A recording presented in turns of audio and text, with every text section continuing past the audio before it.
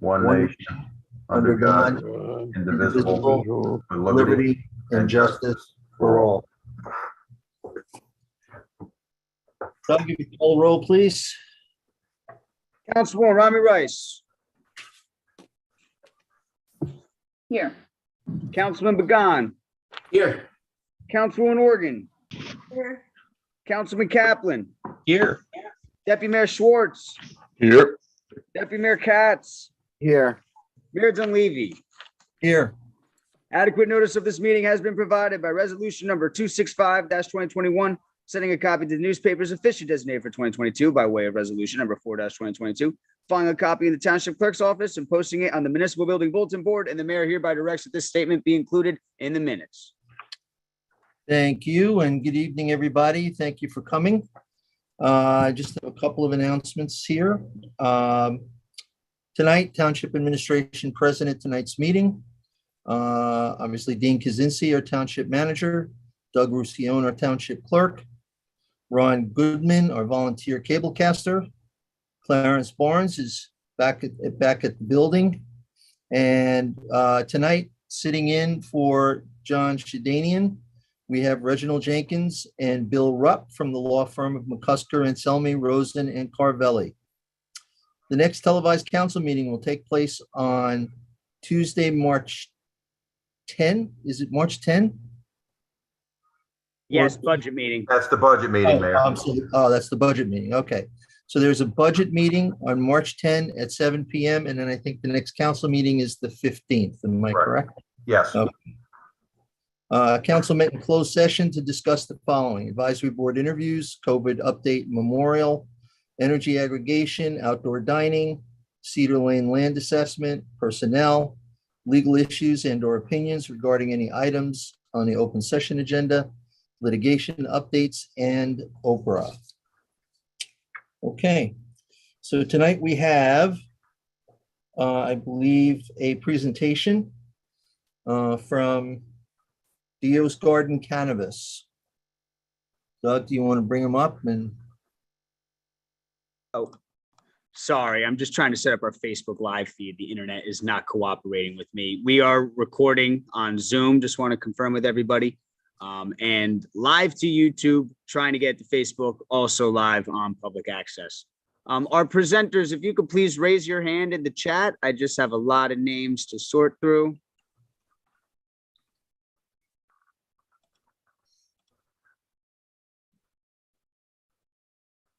Just those who are presenting, please. Please raise your hand, those who are only presenting.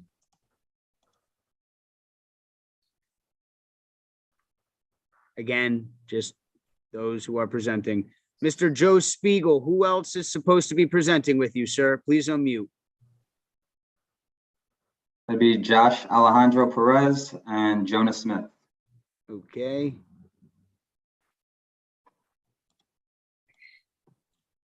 Sorry about that. I say raise your hand and then a bunch of hands go up. I'm trying to bring in Mr. Jonah Smith.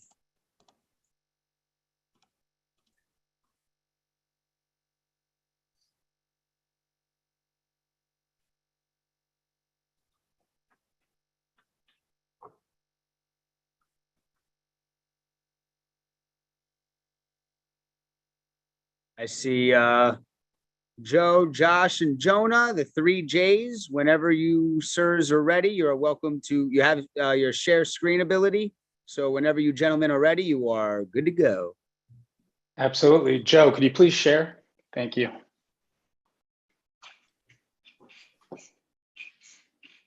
And if I may, just before you begin, just for the benefit of the public who may not have seen these before, the state of New Jersey has a very convoluted system, to put it mildly, for how applicants apply for licenses, for who can get a license to operate in the township of Teaneck. In order to first submit an application, the township needs to ensure a resolution indicating that they approve of the application, and the applicant appears before the council merely to show that they meet the threshold requirements in order to apply for the license, and any information they wish to apply to us about their business plan and outlook. And if council deems that appropriate, we can submit a resolution. So far, we've done one for a previous applicant, and those will appear on our agenda. This does not give anyone an option to open in town yet. That's for later on after state licensing. Take it away. Thank you, Councilman Kaplan. Good evening, everyone. My name is Joshua Perez, and I'm one of Deo's Gardens founders.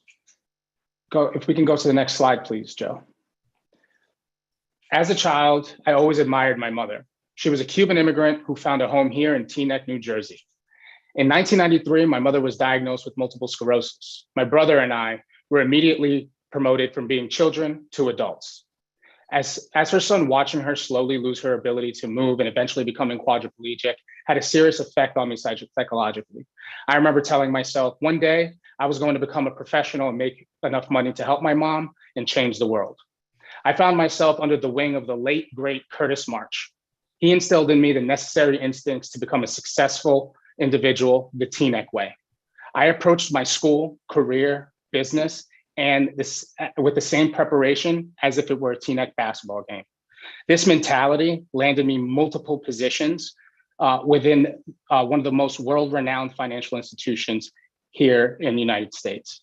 I finally started to have my impact on the world through these institutions, but as this was going on, MS continued to ravage my mother's health, and she began mentioning suicide due to her condition. This is the moment my family turned to cannabis as an alternative treatment. My mom began to lose weight, and her overall health began to improve. The goal for tonight is to walk everyone in the community through who we are and how our business can fuel Teaneck's economy. With that being said, I'm passing over to my partner, Joe Spiegel, to briefly introduce himself, along with Jonah Smith. Joe?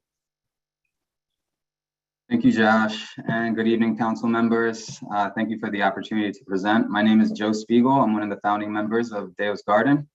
I'll be focusing on technology, security, compliance, and product selection. A little bit about me. I moved to Teaneck when I was 6 years old. I went to Teaneck High School, graduated from there. Great memories, won a state basketball championship there in 2004. Always grateful for growing up in Teaneck. When I think about the diversity, the culture, most importantly, the people. So when legal cannabis came to New Jersey, the first thought I had is, what does this look like in my hometown community, and how can I help shape that? And as someone who's been around cannabis culture and also being a parent, I really see an opportunity to promote responsible use, educate new consumers, educate our youth on cannabis, and also help destigmatize the entire topic. And a bit about me professionally, I bring over 10 years corporate IT security to this operation. I've been working in highly regulated industries such as healthcare, banking, and now fintech. And a lot of the things I work on just revolve around compliance, and that's one of the biggest needs of a dispensary that we see. So happy to be here, happy to present, and I will now toss it to Jonah. Thank you guys for this opportunity for myself as well as my partners. My name is Jonah Smith. I am Teaneck born and raised. Went to Bryant schools as well, played soccer within Teaneck. I attribute a lot of my success early on and continual to Teaneck and the diversity there as well. I will be focusing mostly on marketing, sales, and finance for the team. I bring over 12 years of experience in sales, customer service, as well as business development. Thank you. Thanks, Jonah. If we can go to the next slide, Joe. Thank you very much. Why a name like Deo's Garden, right? Deo is the nickname of the Greek goddess of agriculture, Demeter. Deo's Garden will aim to be Teaneck's first cannabis dispensary. Our company's mission is to improve lives by leveraging the power of cannabis, community, and technology. We will be applying on March 15th to the state of New Jersey as a minority-owned business, but more importantly, a Teaneck-owned business. Once approved by the state and municipality, we will be ready on day one to operate in compliance with the ordinance number 2921 within the light industry district. Thank you. Joe, could you please go to the next slide? Thanks. Community is the first pillar of excellence of our business. Cannabis has the power to heal, enable the Teaneck economy, and provide the founders with the ability to give back that the same way Teaneck gave to us. This will be achieved through the 2% tax of every receipt sold, implementation of mentorship programs, and scholarship investment. For every $1 spent on cannabis is $3 back into the local economy. This is achieved by the wages we will pay our Teaneck employees, who will spend that money in Teaneck establishments. We will contribute to local and state taxes, enabling funded projects and government programs. And finally, the launch of a homegrown cannabis business. We further stimulate economic activity through real estate purchases and construction activity. I will now pass it to my partner, Jonah, who will briefly discuss the Janie Smith Legacy Fund, which is a scholarship established here at Teaneck High School. Jonah? Thank you, Josh. My brother and I established the Janie Smith Legacy Fund based on our mom, the core values that she instilled on us. My mom was very intentional about moving us to a community like Teaneck based on their education, their diversity, and their accountability. We also knew there was no greater ROI than the investment in our own community. And this effort was another way that we can influence others to also set up these type of funds. We gave our first scholarship last year, and we've raised over $10,000. This year, we're actually setting out to give 2 students a scholarship. So we're working with Teaneck High School on that now. So we essentially doubled our offer within a year's time. As we grow, we want to make sure, and it's essential to grow the community around us and the community that raised us. Thank you guys for your time, and I'll pass it over to my boy, Joe. Awesome. Thank you, Jonah. So yeah, let's talk a little bit about our dispensary and how we want to operate. Really, we don't want to reinvent the wheel here. Dispensary at its core is a retail establishment, but we know our focus is going to be on a seamless end-to-end retail customer experience. We really want to position ourselves to be the most simple, most convenient way to get great quality cannabis in North Jersey. And we really want to make it easy so you can get it wherever you are, however you want to order it, whether you're on your phone, laptop, an online marketplace, or whether it's inside the physical store. And really our focus is just on efficiency, and we're working on solutions that will check folks out in under 2.5 minutes. And really, we just want to be mindful of, traffic, long lines, parking, overall neighborhood disruption. We're basing our model around those things because we know some residents have concerns around those as well. And just a little bit on our roadmap, what we want to have from day one, pre-orders for curbside pickup. We want to provide home delivery in a super safe way. We want to provide access to virtual bud tenders so folks can shop and learn from home. And we also want to provide a great in-store experience for folks that want to come in, as well as newbies in the space. And both our in-store and online presence will really emphasize the education piece of cannabis, as well as responsible use. And when we talk about the products that we're going to carry in the dispensary, the first thing that we're focusing on is the quality of that. So, we're connecting with suppliers and potential suppliers in New Jersey, and our conversation always starts with quality. So our products are going to be lab tested. Selections are going to be based off data, scientific research, and we're going to be completely transparent with our consumers in the end. And at a high level, we know we want to offer traditional flower, concentrates, as well as accessories for consumption and storage.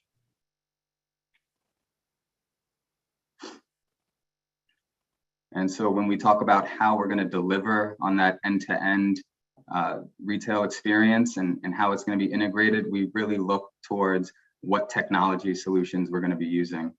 Right now, we're partnering with some of the best in breed solutions in the cannabis space.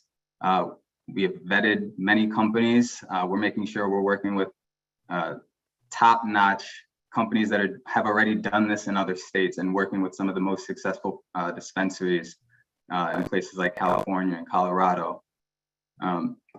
So this will bring it all together for that integrated experience, focusing on our security, compliance, most importantly, just being efficient, convenient, and bringing it all to light with transparency.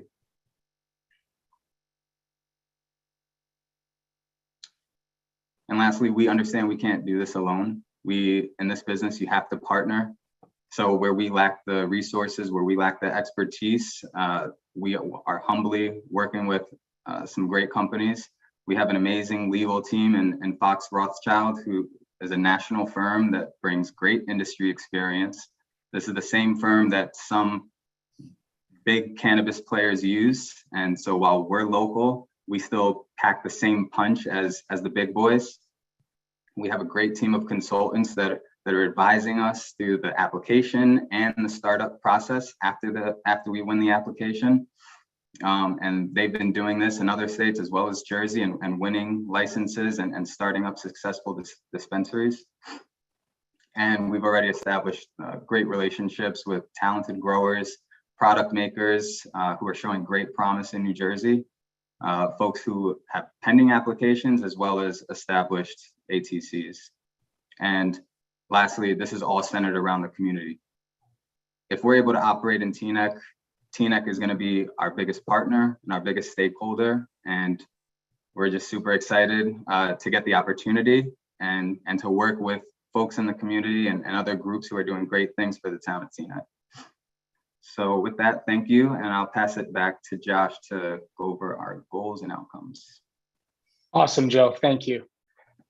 So in terms of goals and outcomes, Dale's Garden identified its goals by economic stimulation, philanthropic engagements, implementing an innovative business model, and most importantly, stakeholder partnerships. Achieving our goals will generate hiring Teaneck employees, implementation of community programs, compliant lab reports, and best-in-class compliance programs. Dale's Garden's outputs will in turn contribute to Teaneck's economic productivity, community growth, sustainable business practices, successful stakeholder transparency, and most important, according to our conservative financial projections, contribute over $600,000 in municipality taxes over a 5-year period. This will enable the municipality of Teaneck to push community projects, initiatives, and other benefits for the community. Joe, if we can go to the next slide, please. In conclusion, on behalf of Dale's Garden, we want to humbly thank the municipality of Teaneck, the clerk, their council, the manager, and the mayor for your service to the community and providing 3 of Teaneck's Sons the platform to present the opportunity to be a benchmark model of a successful dispensary, the Teaneck way. Dale's Garden yields their time, and thank you, everyone. Thank you. Does any of the council members have any questions of the presenters? Okay. So Go ahead. Sorry, go ahead. So I just wanted to say thank you very much for coming out and showing your plan to us. It's thrilling to see, this actually come to fruition. I hope the state winds up moving a little faster in that regard. Assuming the council is in favor, would you be willing, as part of receiving the go-ahead, to hold community sessions, whether it's Zoom or whatnot, with the community in order to, talk to some of the people who may be nervous or uncertain as to what the future of cannabis might look like, as, the face of what the future of cannabis might be in our town? Absolutely. So yeah, Jerry, I'll take this one. So yeah, absolutely. We want to hold community engagements, especially so that we can educate some of the folks that aren't completely educated on cannabis and some of the folks that have some reservations as well. We are committed to this town. We're committed to our implementation, and we will ensure to educate and answer any questions that come up from the community. We want to partner not only with the municipality, but most importantly, with the constituents of Teaneck. So yes, we are completely open to holding those engagements. Thank you very much. Absolutely.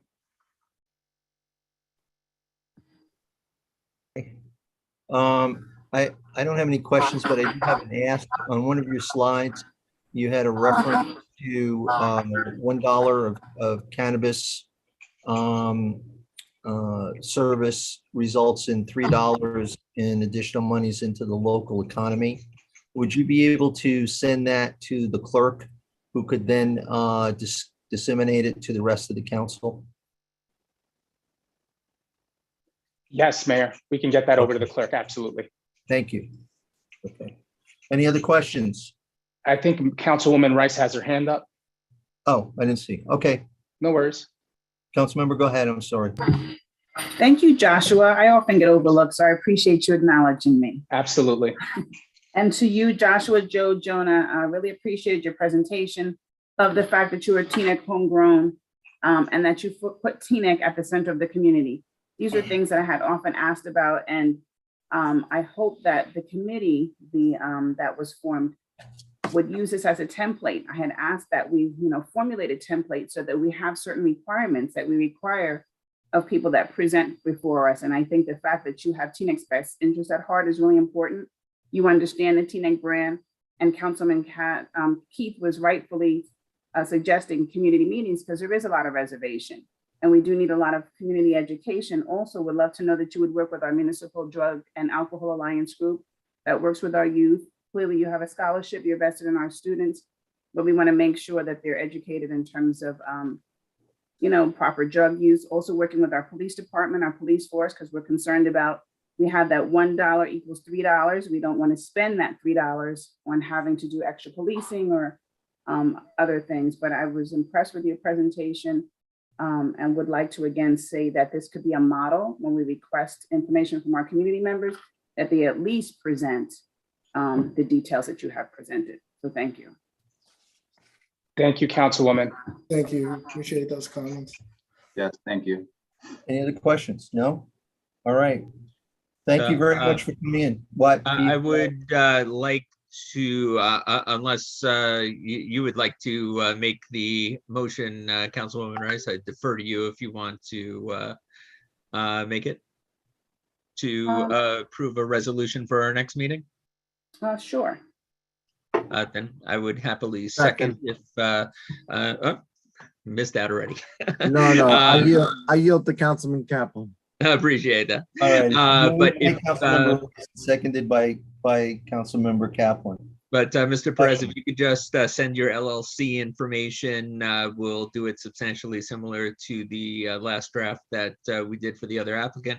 And that'll be ready. I believe our next meeting is the day that applications open. So you'll have that for the day that applications are going in.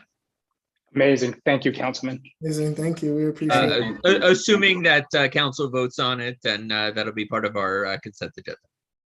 Okay. Thank you very much for coming in. Much appreciated. Best of luck to you. Thank you. Thank you, Mayor. Have a good night, everyone. Thank you so much. Okay. All right, next in presentations, we have a certificate of recognition for Monica Honus. Deputy Mayor Katz. Mr. Mayor, I've been in touch with Councilmember Honus. Unfortunately, she's not able to be here tonight, and she asked if we can just send the certificate to her home. And she certainly thanks us for the recognition. For those who do not recall, Monica served on the council, has been active in the community for many years. When she stepped down from the council, we appointed her onto the Board of Adjustment, where she's been there for, I believe, I don't have the exact number, maybe 10 or 11 years, somewhere in that neighborhood. She, while she really is going to miss her Teaneck community service, she's going into another chapter of her life, and I want to personally thank her. She's been a really good community representative, as well as a personal friend of mine, And I want to wish her well in her next chapter. Anybody else on council wish to make any comments? Just to say that I would like to also wish her well and want to know if there would be any opportunity where we could express our, gratitude to her for her service. This All is right. it. This is it. All right. I'll speak for Well, thank you, Deputy Mayor, for bringing this up, and she has been a long time public service person, TNEC first all the way. So congratulations, Monica, and I hope your next chapter is a wonderful one, a healthy one, and a peaceful one. All right, let's move on. Any miscellaneous? Any business? Any new business? We have one under communications, murals. I believe, Deputy Mayor, did you put that on? Deputy Mayor Katz?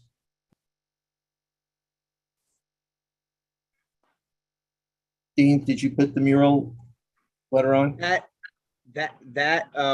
Mayor Dunleavy, I believe that did come from Deputy Mayor Katz, a community member who was trying to use their art school students Right. to try Yeah. and write up some murals, I believe. I saw the email, and Yeah. I think what it requires, Mr. Mayor, is if our attorneys can opine on whether or not which permissions are required in order to do the type of mural they're talking about, where they're talking about doing it, and once we know what is required, that would be, I believe, the first step in deciding whether or not we want to give permission in order for it to happen. Mr. Mayor, if I could Curious. Go ahead. If I could request you just to tag on to Councilmember Kaplan's request, prior to the attorneys opining, if the manager can maybe meet either by phone or in person with this resident and get an idea of exactly what the scope is, and maybe suggest other areas depending upon what he feels is right, and then start the opining and bringing it to the council for permissions if this is something we want to do. Yeah, I'm fine with it. Is everybody fine with that? Everybody okay? Absolutely. Yeah, I would agree with that approach as well. Okay. It sounds All like right. a great idea. Yeah, I mean, when I read it, and I think Ellie, I think I spoke with her about 2 months ago about something that she reached out, and she was only talking about doing it on what appeared to be properties that the township didn't own. And so I was a little confused as to what exactly she wanted to do, and then she came back with this. So I think, but yeah, I think if we can do it, it would be great. But let's flesh it out. And if I could just throw one related thing, I received an email last week. It just happens to be on the same topic. Someone was asking if the property across from Dunkin' Donuts on Cedar Lane, the synagogue there, wanted to do a mural on the side wall facing the street, if there were any implications in the code, or if murals are allowed similar to any other types of paintings.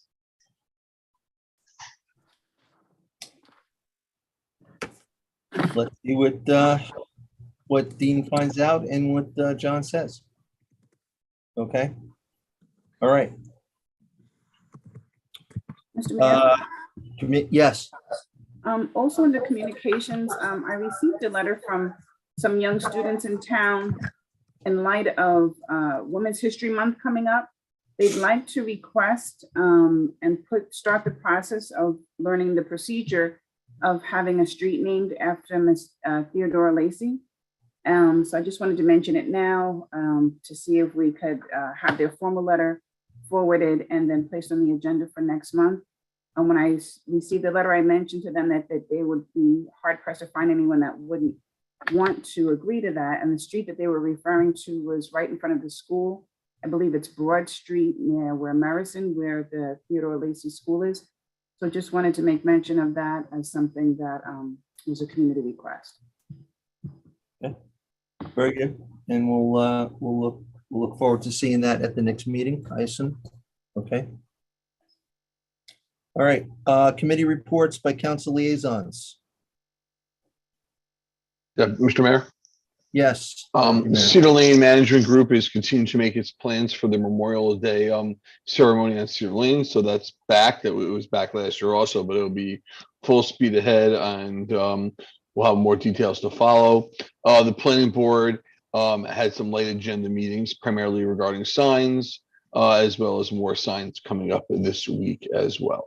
That's my report. Okay, great. Any other reports from any other liaisons? Councilmember Pagan.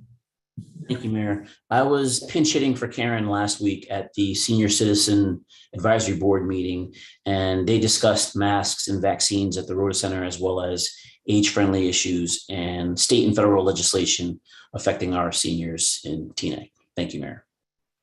Okay, thank you. Anybody else have any liaison reports? Okay, seeing none, we'll move on. Council listed items. Item 1, conduct on public forums. Councilmember Organ. So last week we finished a year's worth of hearing people talk about chickens, and they were passionate and they were emotional, but they were always respectful. And it was wonderful. And then there are people who are vicious and name calling when they speak. And I'm trying to figure out, or if we could figure out, some form of policy without infringing on anybody's First Amendment rights, because I would never want to do that, but some form of policy where there's a line and you're out of order and you can no longer speak. It's hurtful and it's not deserved, and it brings down our level of class in town. So whether it's I had asked John about it and spoke to Reggie, but I know you were, Mr. Mayor, were working on something to change. Yeah, thanks, Karen. Yeah, I've obviously made my feelings clear about the fact that I think we're sometimes our own worst enemy in trying to portray an enlightened, progressive town, and then we start to act like the way we act and the way we talk sometimes in these meetings. What I've done is I've taken on the task of reviewing, I'm going to say 20 to 30 different township ordinances with respect to meeting decorum. And I'll tell you that most of the ones that I looked up have it listed specifically as meeting decorum. Okay, something that we don't really have. We have a little note in there about it, but we really need to beef up what it is that we're doing. I think we're way behind. We have to learn to respect each other and to talk to each other. Now, the current code has in it that when people address the council, what they do is they address the council. They do not address an individual. And so as of tonight, I'm putting everyone on notice that that is how I'm expecting the council to be addressed by the public. If that's not done, I will interrupt and I will ask you to do that. If you do not and you continue to go the way you're going, I will have your mic turned off and you will forfeit the rest of your time. This is important. It's important not only for us who are sitting up here, but it's important for everybody who's going to come after us. Because if we don't get a handle on some of this, nobody's going to want to run and nobody's going to want to serve the town. And we have a lot of talent in this town. So that's the first thing that's going to start tonight. I hope to have an ordinance draft for us to look at by the 15th, and the meeting on the 15th, if not the meeting after that, but I'm hoping to have it done by the 15th. It has to obviously go through legal counsel and to take a look at it. But I can tell you that virtually all the wording that I have in it so far is from other township ordinances. It is not something that's being made up or something personal on my part, because many other towns have had to deal with this issue. I'm also not going to anymore listen to people labeling council members in a disparaging way. If that happens, I again am going to interrupt, and I'm going to ask that they stop and find another way to express their concern. That's not appropriate. And so those are the two things that I'm going to start. I think that also tonight, if there is something that is said in the course of our good and welfare that is knowingly absolutely wrong, I'm going to allow council members to get my attention if they feel they hear something that's totally erroneous, and I will ask them to very briefly give the truth at that time. Okay? So it's going to have to come through me. I don't want you just blurting it out. And I also don't want back and forth between the public and the council. This is still a one-way street. But if we do hear something, in order to make sure that the right information is out there, I will entertain that. Okay, so those are just a couple of things that we're going to start to do here. There'll probably be some more that you'll see in the ordinance proposal that I'm going to have. But we need to move forward and be a little bit more civil with each other and respect each other and find a way to disagree professionally without having to character assassinate or cause other problems. So that's where we're going to start with tonight. We'll see what happens, and I'm going to ask Reggie and Bill, if I totally screw up and I cross the line, stop me. Okay? I'm not here to bully. I'm here to facilitate, but I want everybody to be comfortable, because I don't want any more emails or phone calls, and I know other council members have had them as well, that basically said, why do you put up with that? So we're going to try and do something a little bit different. Hopefully it'll work, and hopefully it'll move the business of this township and this council forward. Okay, so I thank you, Karen, for bringing that up and putting it on the agenda. And as I said, there'll be more to come.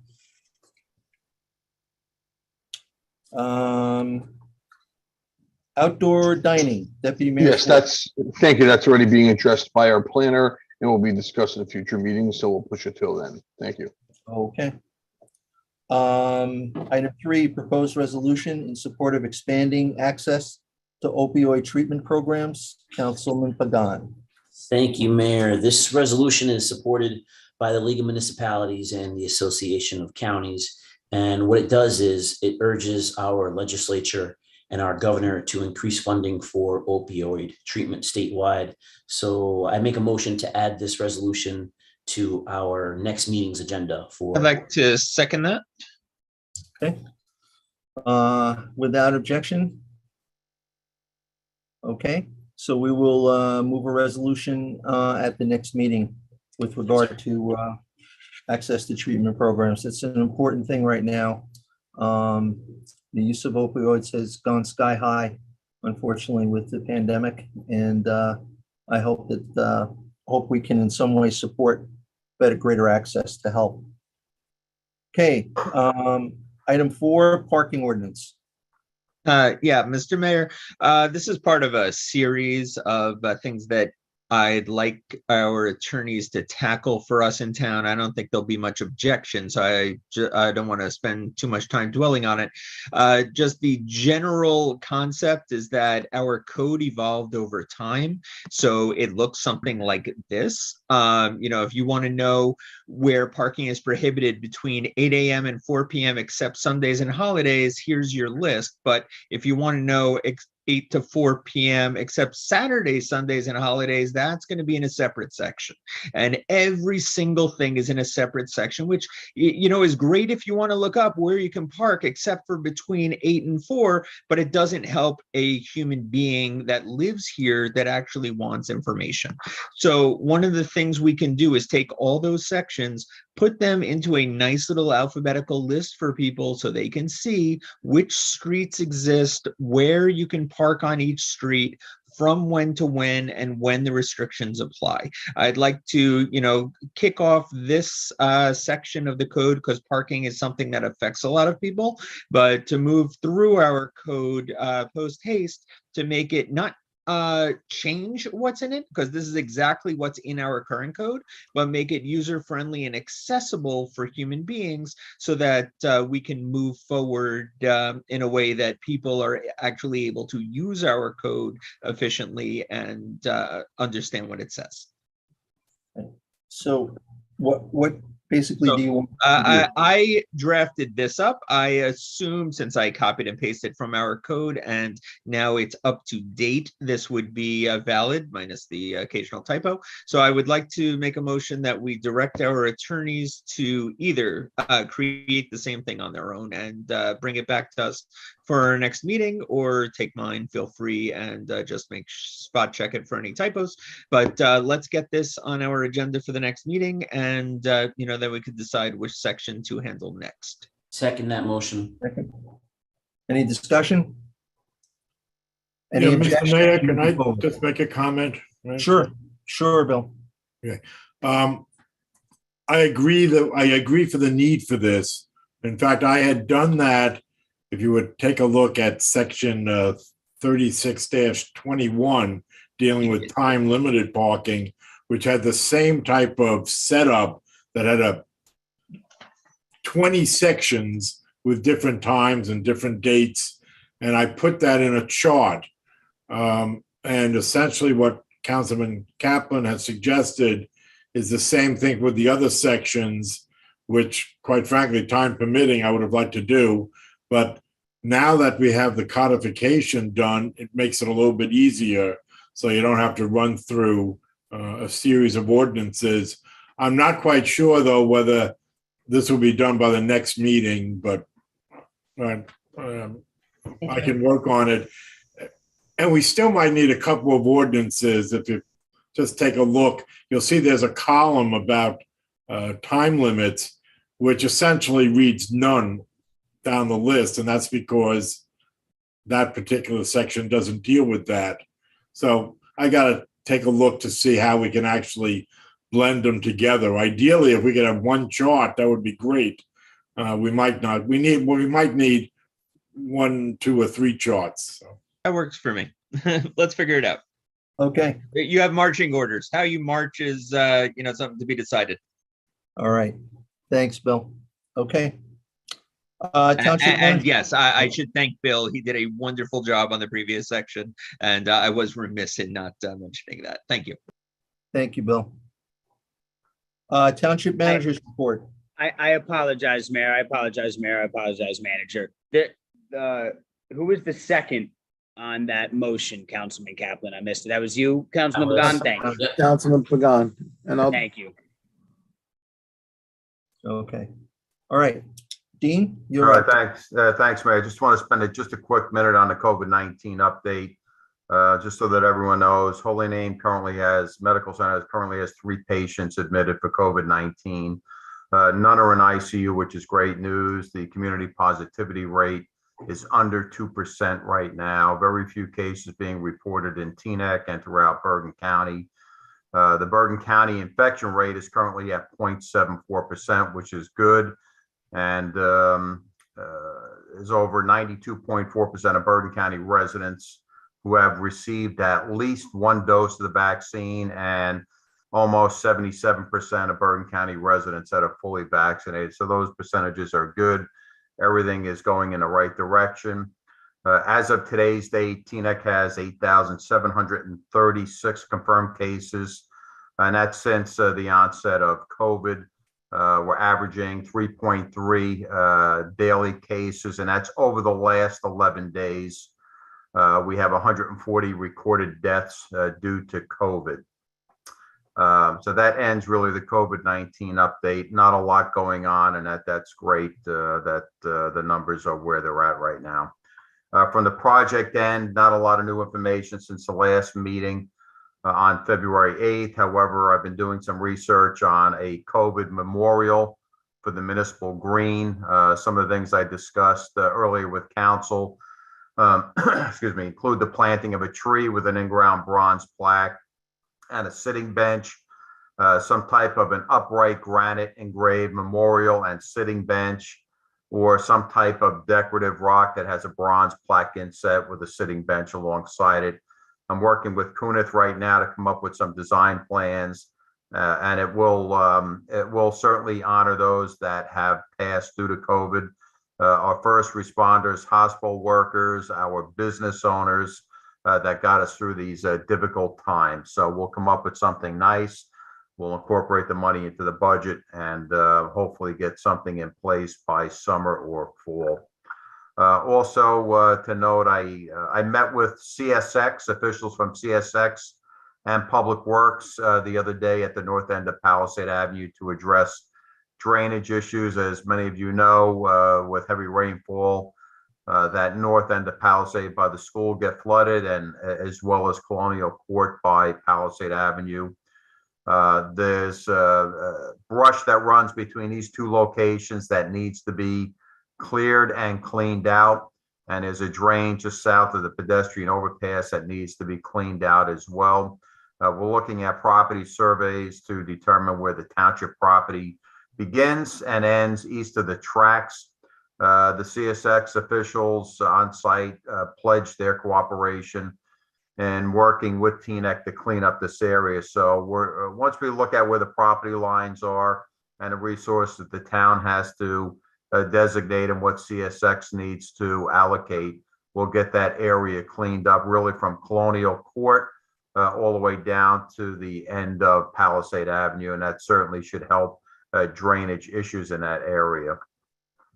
The preliminary work on the municipal building window frames and the sills was completed on Friday. We're still awaiting the delivery of the windows, as I reported. Due to COVID, there's a lot of delivery delays. We don't anticipate the windows coming here being delivered until sometime this summer, but all the prelim work was done, which is good news. We received word just today that the Tuyum Park playground equipment is now scheduled for delivery on April 29th. We thought it would be in the beginning of April. This is also due to COVID. Again, this park is going to have nice playground equipment when it's done. The concrete work is done. There'll be a nice rubberized poured in place surface as well. So again, I'm hoping by sometime towards the latter end of spring, this project will be done at Tuyum Park. Regarding community choice aggregation, the Sustainable Essex Alliance, also known as the SEA, is requiring prospective municipal partners, and I'm told there are 5 other municipalities seeking consideration to have their governing bodies pass a resolution of interest in joining the SEA, and that's listed on the agenda tonight. You'll see a resolution for that tonight. It does not lock us into joining the SEA, but the resolution ensures that council is on board with this initiative. So that's why the resolution is there. We also, for the public knowledge, we recently submitted our utility agreement to PSE&G, which is required regardless of whether or not we participate in the SEA. The utility agreement allows PSE&G to determine our eligibility for this project, and we're told it generally takes PS about a month or so to review and sign it. If TNEC is not considered for the SEA, there's no worries. We'll need to go out on its own for now.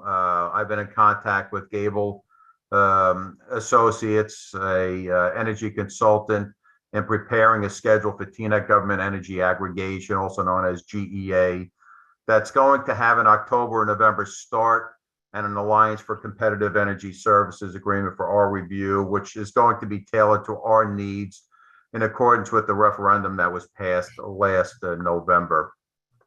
On that topic, I'm also learning that residents are receiving solicitations from various companies wanting to provide renewable energy to them. This is not, so I make it clear, this is not part of TNEC's proposed CCA program. When the CCA program is in place, our energy consultant is going to provide that educational component and set up community meetings for our residents. So if you're getting calls, this is not part of TNEC's CCA program. Also, we're going to have a pre-con meeting very soon with the contractor RJ Michaels. This is regarding interior renovation work at Station 4, which is at West Anglewood and Windsor Road. RJ Michaels was awarded this contract at a cost of $509,000. I'm trying to make arrangements now to secure a trailer so that the men and women that staff that firehouse can use that as temporary sleeping quarters. So we're in the process of doing that. I want to thank our risk provider, Wayne Dietz from Dietz and Hammer. They provided us with a grant to purchase 100 ANSI protective safety vests for our police department. We accepted delivery about a week or two ago. We also installed 2 new bus shelters last week. The first one is at Decatur and Route 4. The second one is located at Frank Burr Boulevard and Glenwood Avenue. And finally, congratulations goes out to Mark Bacchino, our construction official. He was recently named the Plumbing Inspector of the Year. And only 3 years ago, TNEC Plumbing Inspector Calvin King was also named Plumbing Inspector of the Year. So we're fortunate to have these 2 individuals on our staff. Great job. And gosh, both of them are both a pleasure to work with. And that's all I have, Mayor.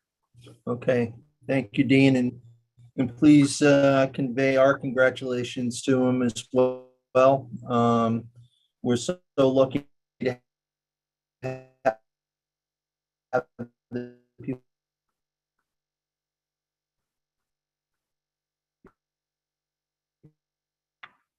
Mayor, I think you Let me broke up up here a today. little. Yeah, Mayor, you froze I'll up. take that as a no. You froze up. We didn't hear I'm anything. sorry. Can you hear me now? Yes. I'm sorry. I was asking if you had any report. Am I still breaking up? Yep. Yeah, you're lagging a little bit there, Mayor. All right, then I'm gonna go out and go back in. If Deputy Mayor Katz can take over for a minute. Yep, absolutely. Okay, I'm gonna leave it and go back in. Okay, thank you. Okay, Township Attorney's report. Thank you. Deputy Mayor, we have nothing to report at this time. Okay, we have public hearing and adoption of ordinances. Sure. We are considering this evening 2 ordinances oh no, I'm sorry. This is the public hearing and adoption. I'm jumping ahead here. We are considering 2 ordinances for final reading and passage this evening. First up is ordinance number 5-2022, which is amending ordinance number 28-2021, establishing positions and salary ranges for executive, managerial, professional and confidential employees and for unclassified municipal employees in the township of Teaneck effective January 1, 2021. Sorry, I'm just trying to see if the mayor is coming back in. It's just a lot of names to scroll through.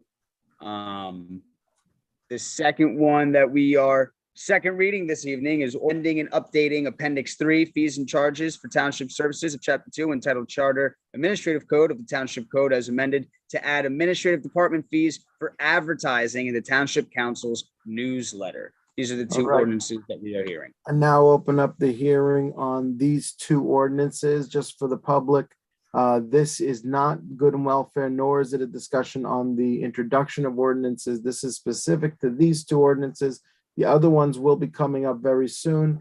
If you wish to comment on these 2 ordinances, please raise your hand, wait to be recognized, and we may or may not respond, but if we do respond, it's not going to be till after the end where we close the hearing on these ordinances. And now open up the hearing. Go ahead, Mr. Clerk. Thank you, Deputy Mayor Katz. Welcome back, Mayor Dunleavy. And as Deputy Mayor Katz so eloquently explained, this public hearing is strictly for ordinance 5 and 7-2022. You have 3 minutes. I hate interrupting people. So if you are unable to fit your comments, thoughts, questions, concerns about these ordinances into the 3 minutes. I will unfortunately have to cut you off, but please email me, clerk@tnecnj.gov, and I'll be sure to include your comments verbatim into the minutes. And we have Gail coming in. And when you get in, please state your name for the record and specify which ordinance you are speaking on. Gail, the floor is yours. Please unmute whenever you are ready. I have a question. The discussion of being respectful, will that be under the Yeah. later good and welfare? Gail, we're just speaking right now I know. about these two ordinances, okay? I understand. But Okay. since this was before, I just wanted to get that clear. We'll make Yeah. some comments before good and welfare. Thank you. Yes, thank you, Gail. And yeah, just to specify to everyone, the general public hearing will be followed by our public hearing and adoption of ordinances right here, where you are able to use 3 minutes to pose a question, state a concern, et cetera, but that will come shortly after this. And we have Alan Sohn. Hello, sir. Can you hear me? Yes, 3 minutes. Ordinance 7/2022 establishes a $100 fee for advertising in a forthcoming township quarterly newsletter. And that raises questions about the structure of that newsletter. Can the township effectively cover events in a quarterly newsletter? The township will have 4 opportunities each year to cover all the news in Teaneck. Meanwhile, Teaneck Voices and Teaneck Tomorrow publish once a week for a total of more than 100 issues. On Facebook, Teaneck Newsroom and Blue Teaneck have posted factual news, often on a daily basis. There's a lot that will be missed as 3 months elapse between issues. Will the township discriminate against advertisers?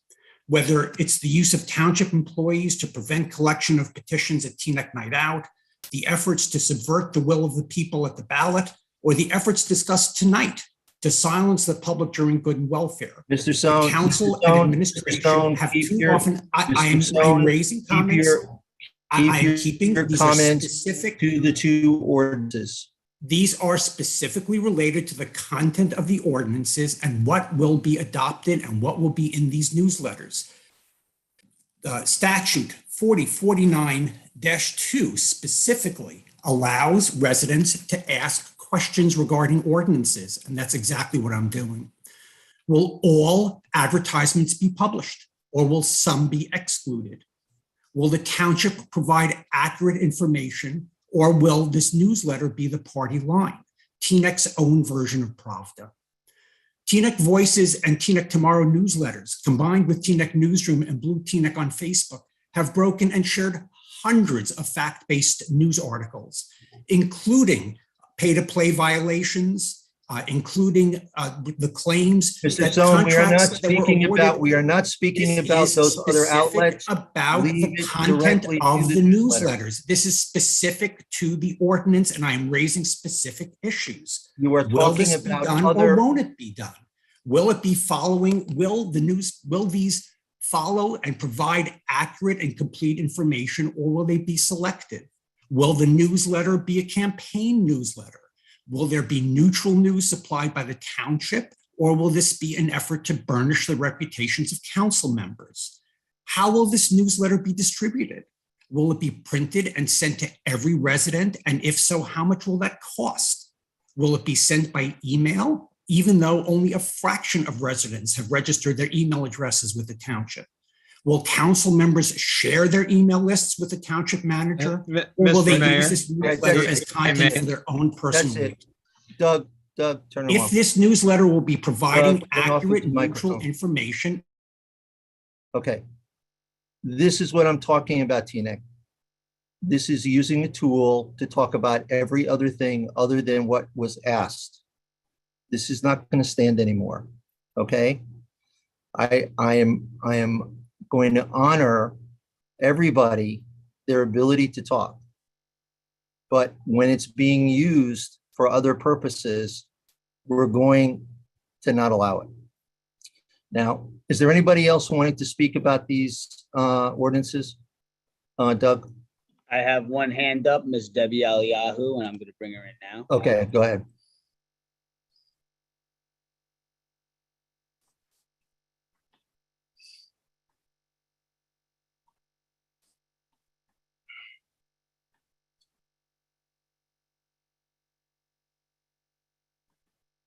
Hi, can you hear me?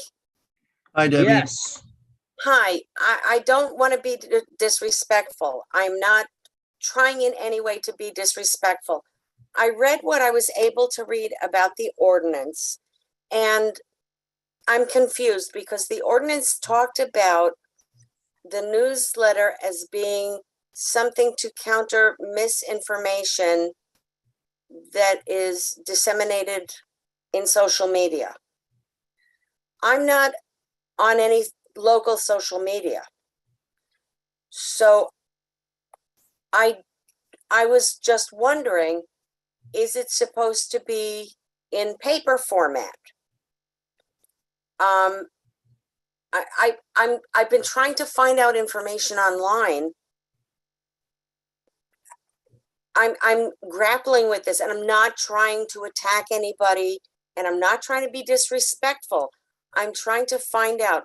So this $100 per business card for an advertisement, how is this supposed to be done?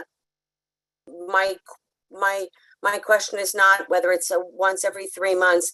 Is it going to be on paper? Because not everybody like me is on local social media. Is it open to everybody to comment? Since I'm not on local social media, what kind of forum is this? Who is the editor? How does this work? So if you could please explain that to me, since I don't know what the misinformation is, how will I know what the information is? So if you could explain that, I would be very grateful. Is this at a cost to taxpayers?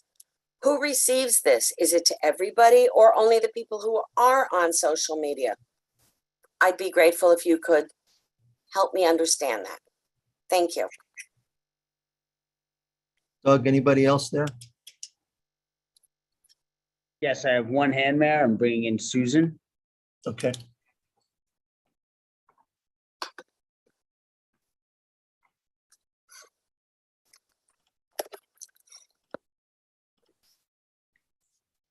Hello, Susan. Please state your name for the record and which ordinance you are speaking on.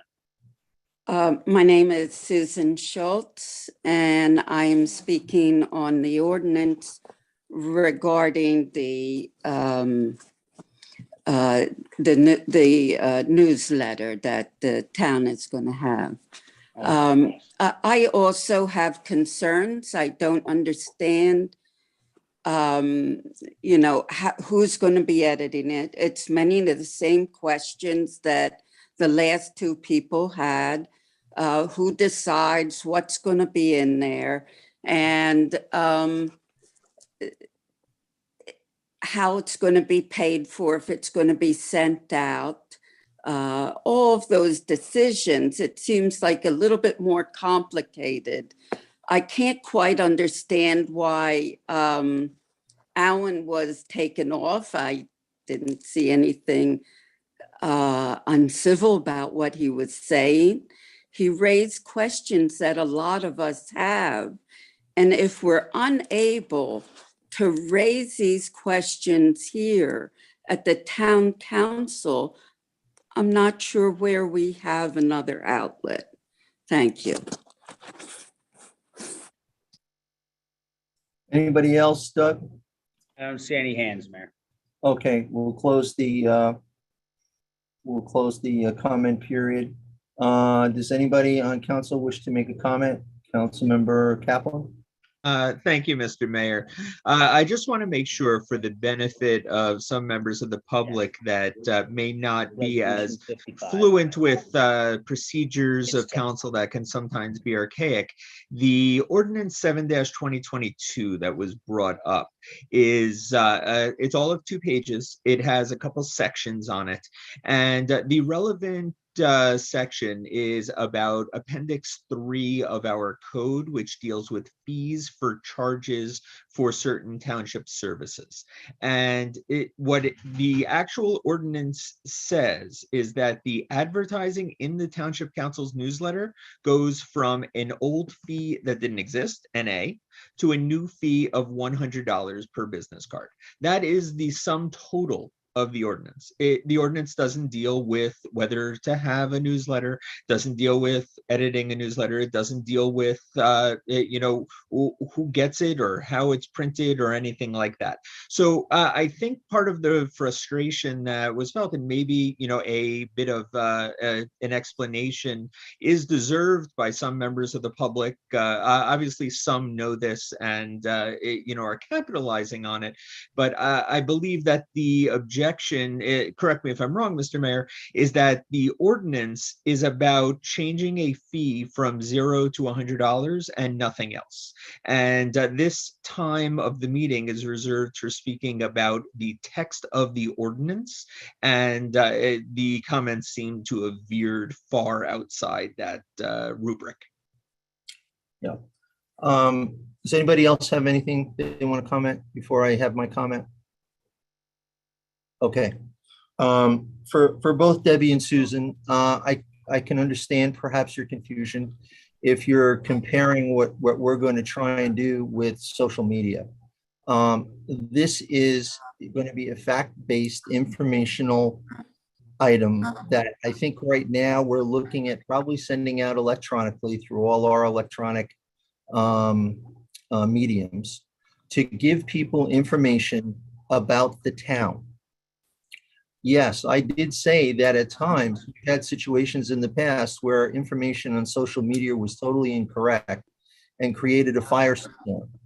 And my hope that we have this newsletter that perhaps having a more fact-based source of information for members of the community, everything from leaf pickup to garbage disposal to who do you call in case of, to whatever, will be in this newsletter. It is not a political house organ. It is a fact-based information source for the community. No more, no less. Okay, so I hope that clears up some of what you're talking about. Certainly the manager will be overseeing this with our PR person. At no cost. I'm sorry? At no cost. At no cost, exactly. And all of this is at no cost. So I want to allay the fears of people who think that we're trying to create a social media blog-like activity. We are not. We're just trying to have a source of information for people that they can go to and trust and get the right information. No more, no less. Councilmember Rice. Mayor, I just wanted to thank you for that point of clarity, because I think that information was helpful. And I know that I've long requested to have some type of generic information. The township does share a lot of information on the website, and I know we continue to drive folks there. But I think that this avoids people having to,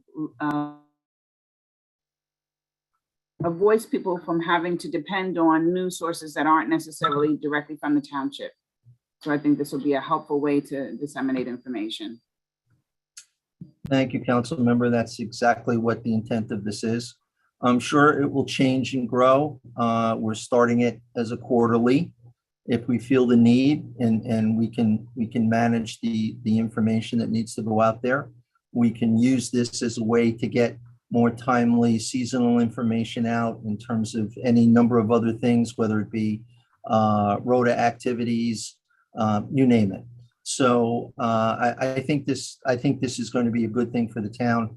And I look forward to the first one, probably in early April, right, Dean? Yes, and again, my plan is to put some police and fire tips in there, current events, what are going on in town. Could be paper shredding, hazardous material drop-off dates. So there's a lot of useful information that can be circulated, all factual. A lot of it is probably redundant and what's in the recycling calendar, Teaneck Times, but it's important to put these reminders out, and that's what we're going to do. And it's a good way to promote local businesses in town in the services that they provide via business card.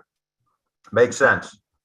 Exactly. So that's what we're trying to do with this. I hope that people see it for what it is and don't get caught up with what it isn't. I would also like to comment, and Debbie and Susan, I thank you for your comments.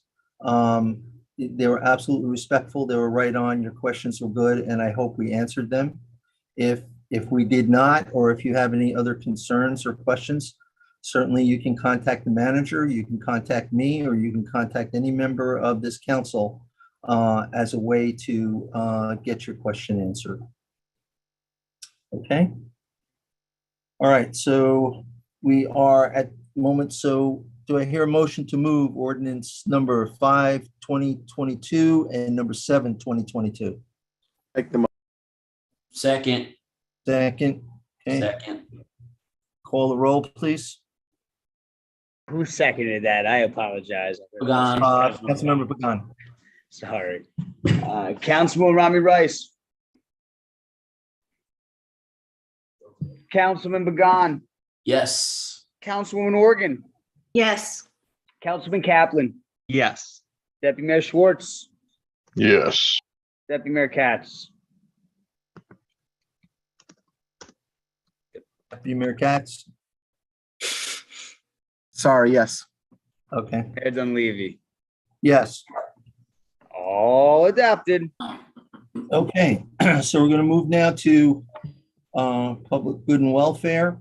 I'm going to ask the council if they have any comments that they wish to make.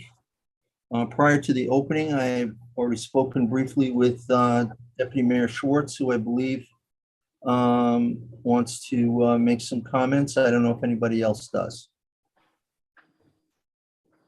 Actually, Mr. Mayor, I think I'm gonna hold off to the end if that's okay. I mean, I know only because in the absence of time, I see approximately 185 people.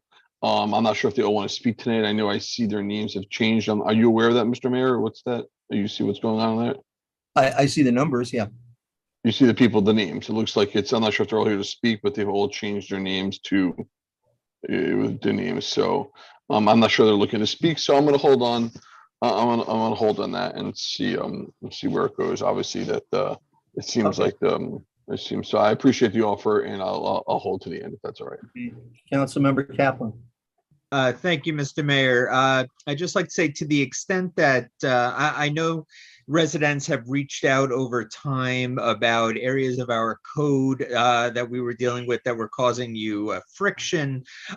We know that government isn't always as user-friendly as you like. I mentioned one way I'm working to change that regarding parking. If any residents wish to speak about identifying some of those issues that are causing them friction, I'd like to work on those. So if you can help out. Another thing I would like to hear about, if anybody happens to mention, is the manager talked about the energy aggregation resolution, and I see some of the proponents on here, and the manager elaborated on it.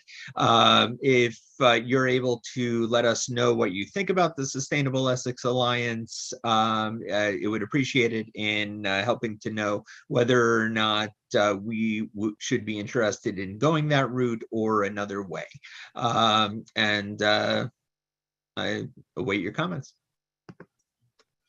And I would just say that I know the manager has done a lot of work so far in working on the energy aggregation thing. As I think we said from the get-go, this is not something that unfortunately can be done overnight.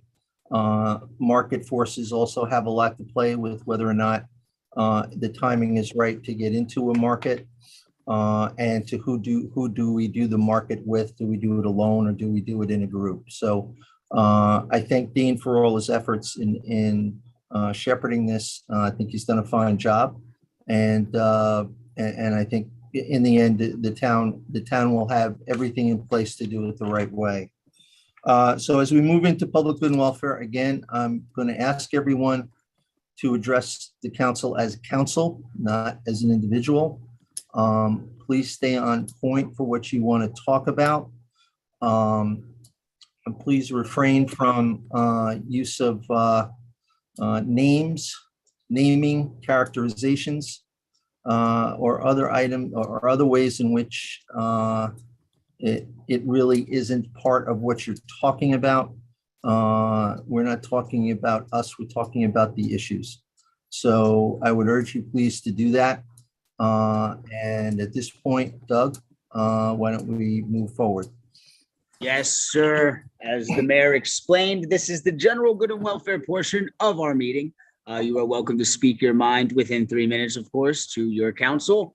And you have those 3 minutes. If you are unable to get all your thoughts into those 3 minutes, please email me, Doug Roussillon, your township clerk, at clerk@tnecnj.gov. And I will be sure to keep your comments verbatim into the minutes. And again, if the 3 minutes come and you're not done, I will have to cut you off. So please keep it to 3 minutes. And with that, we will open the good and welfare session. I am bringing in Paul Ostro.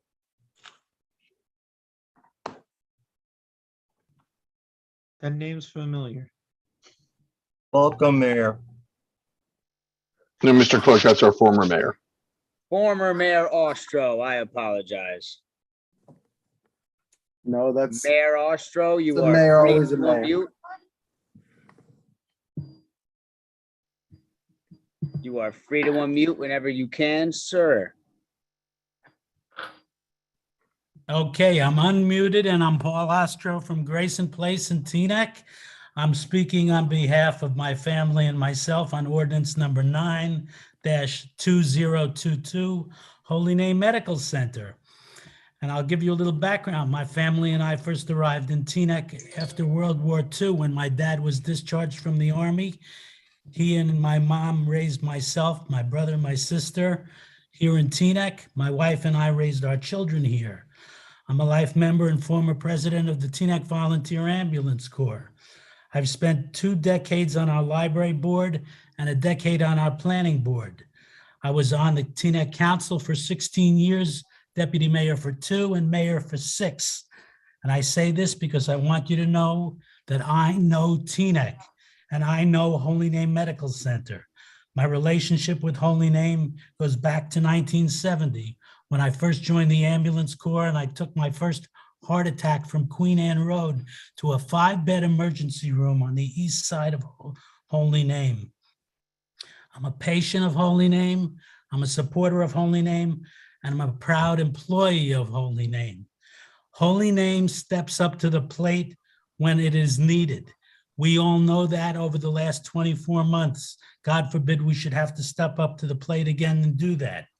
Holy Name takes changes and modifications thoughtfully, carefully, and respectfully. What's good for Holy Name is good for Teaneck, New Jersey. What's good for Holy Name is good for Bergen County. We believe that Holy Name will tastefully make changes that will positively impact Teaneck's residents and Teaneck's businesses and all of North Jersey. We wholeheartedly support this ordinance, and I thank you all not only for this time, but for all you do. Thanks, guys. Thank you, Mayor Ostro.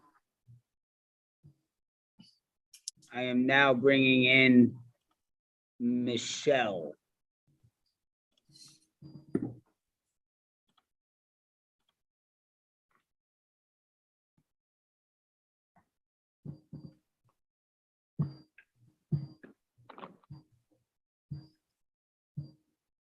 Hello, Michelle, please unmute.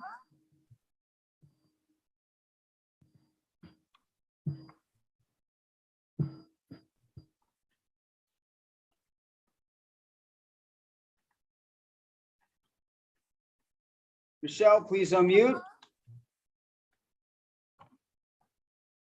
Hi, Michelle. Hello. Yes, you have 3 minutes, my friend.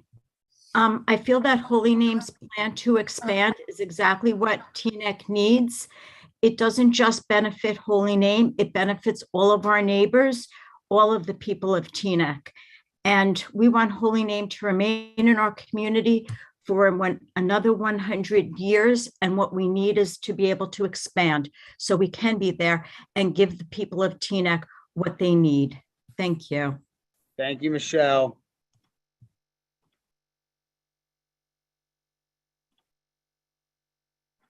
I am bringing in Edward Ha.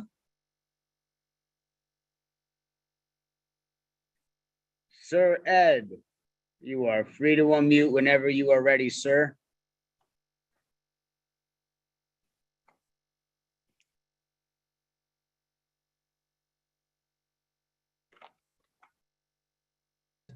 Ed, you have 3 minutes, sir. Please unmute.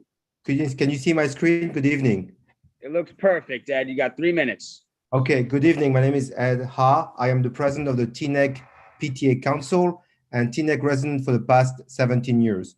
Tonight, I'm going to talk about our 2022 fundraiser, our first annual Teaneck PTA Tricky Tray, which I hope the Township Council and your listeners will consider attending. But first, please allow me to quickly introduce the PTA Council. We were founded in August 2020. Our role is to inform, advise, and guide all our PTA schools. So far, 3 schools are PTA schools: Lacey, Hawthorne, and TJ. Next slide. Let me see quickly. Okay, so here are some PTA accomplishments. $1,000 math nights with Mathnasium. That was a grant. It's a Mathnasium is a local business here in Teaneck on Queen Anne Road. And also our participation in a national art program called Reflections.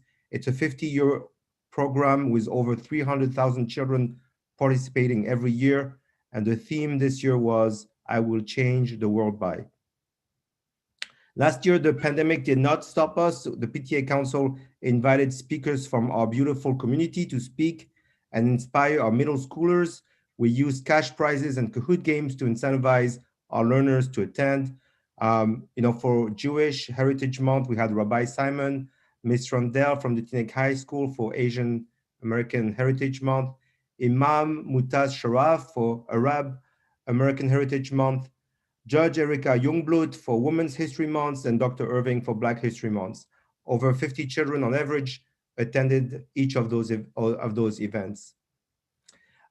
So here's the event that I wanted to talk to you about.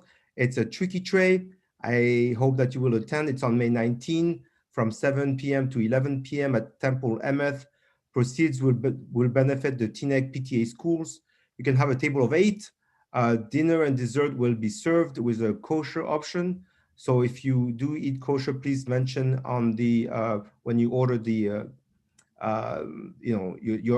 when you order your ticket. It's for 21 years and older. Cash bar, and the theme is cruising into summer. So if you hear the Love Boat song, you know why now. Here are some of the prizes: $10,000 worth of prizes so far. From autograph from some famous players, basketball players, to Mathnasium courses. Here are some other prizes that we've been getting, and that's it. We love the Teaneck Public Schools. We love Teaneck, and thank you very much. Thank you so much, Ed.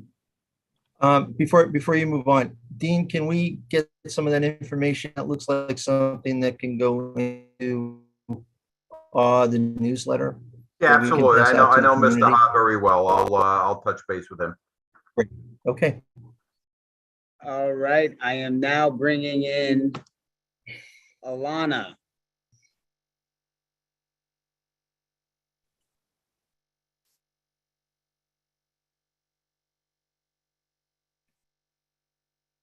Alana, you are free to unmute. Please state your name for the record.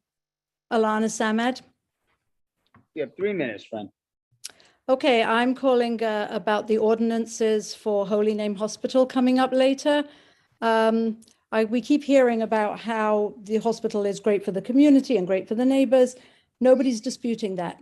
We want to have a good hospital. We want everything to be, Teaneck to have the good hospital. We have excellent hospitals here: Holy Name, Englewood, Hackensack. They're all in our area. What we want is protection for the neighbors. And we were told that there would be no ordinances passed until we had an agreement, and we don't have an agreement. So I really don't know why we have these ordinance coming up tonight. I think that it should be postponed until we have an agreement with the neighbors that, allows the hospital to do what they want and gives the neighbors their protection. Because in truth, we pay our taxes, we vote, and we don't seem to feel that we have a voice here. So that's all I wanted to say. Thank you. Thank you, Alana. I'm now bringing in Cheryl Hall.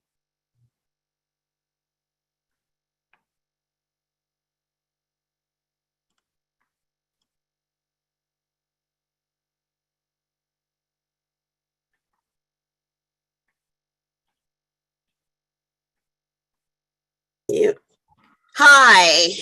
Hi, Cheryl. Okay, thank you so much. I actually wanted to just say something positive and thank the entire council for postponing or tabling any action on the parking outside of Hio's Auto Garage. And a special shout out to Karen Organ and Mark Schwartz for coming out and meeting with me 2 weeks ago on a Saturday.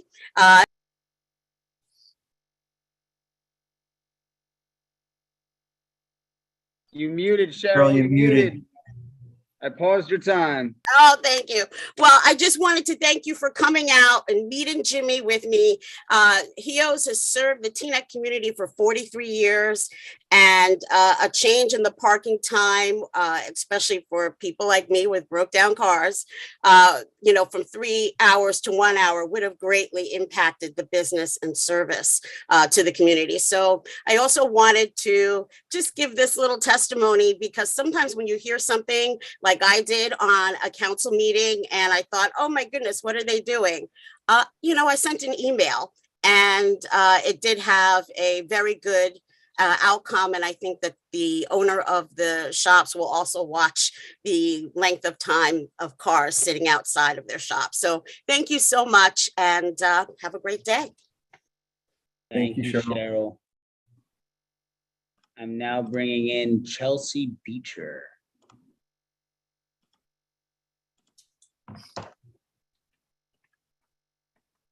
Chelsea, you are free to unmute.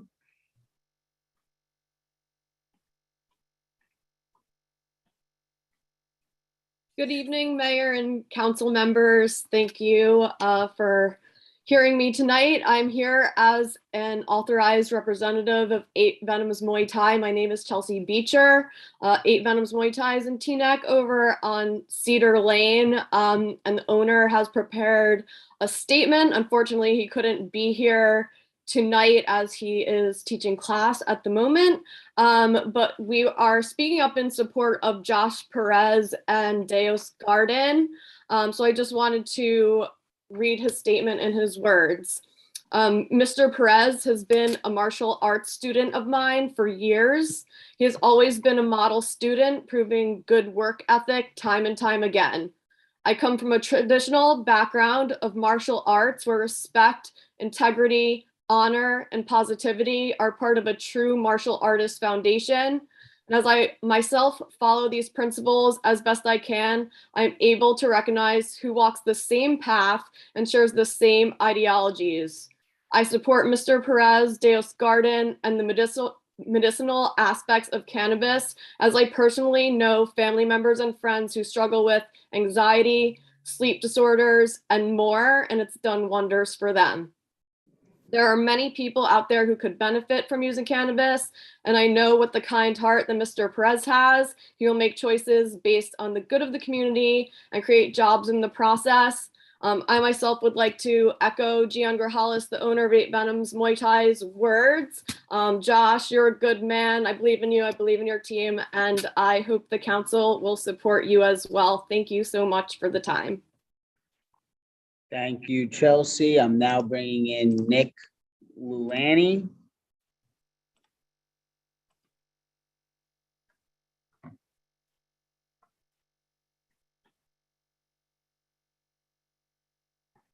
Nick, you are free to unmute. Please unmute Nick.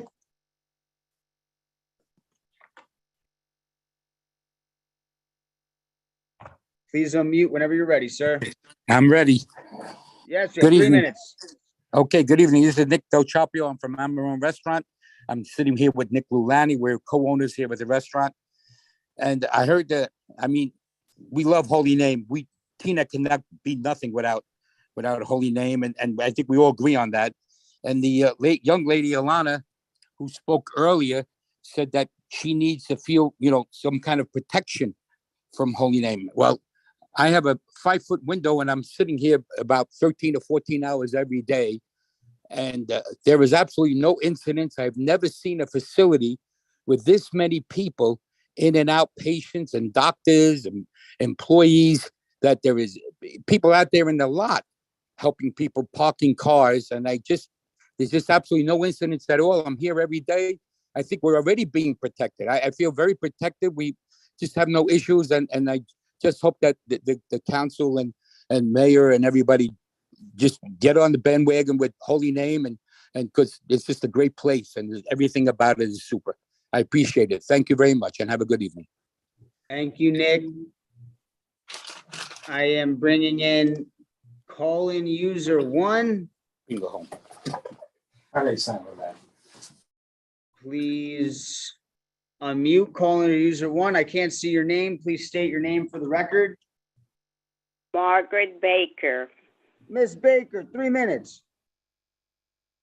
I'm calling, as I have been doing for the past months, to get information, which I think may be a little late, concerning the apartment building that's being built right across the street from my house. I have not gotten a word from the council in regards to what's going on. And I really don't think it's fair. We are directly across the street. The only information we've gotten has been from the developer. Nothing from the town at all. We are residents. We should have our voices heard. And for those of you who haven't been here that long, that house of 1085 got pushed into the redevelopment. There was nothing wrong with that house. It was put in because you needed the space to build your 6-story, 255 units in a 1-block area that's already congested. And you're doing it, and it's like, we're doing it. Sorry you live there, but it's being done. And I don't think it's fair, and it's right that you don't tell us one word, not one word. I did ask at one of the meetings, had Inglewood been informed? I got that question answered. I've been on these calls for months asking, why haven't we been told one word? And in regards to the respect for the council members, your feelings get hurt. Well, I say to you, if you can't take the heat, get out of the kitchen. Because I'm one. I'm not going to let you talk to me the way you want, and then I can't respond to you. It's not happening here. Somewhere else, fine. But I really think it's very disrespectful for the whole council. Ms. Baker, your 3 minutes were up. You have my email. If you want to send me your comments. I'm bringing in Marie Berthu. I'm bringing in Marie Berthu.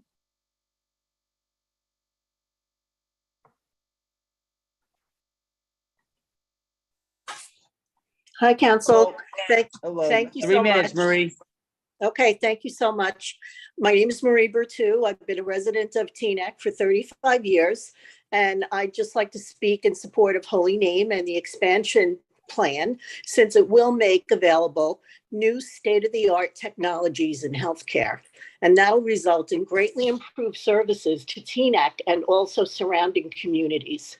But most importantly, our healthcare needs will be satisfied locally right here in Teaneck. So thank you so much. Thank you, Marie. I'm bringing in Karen M.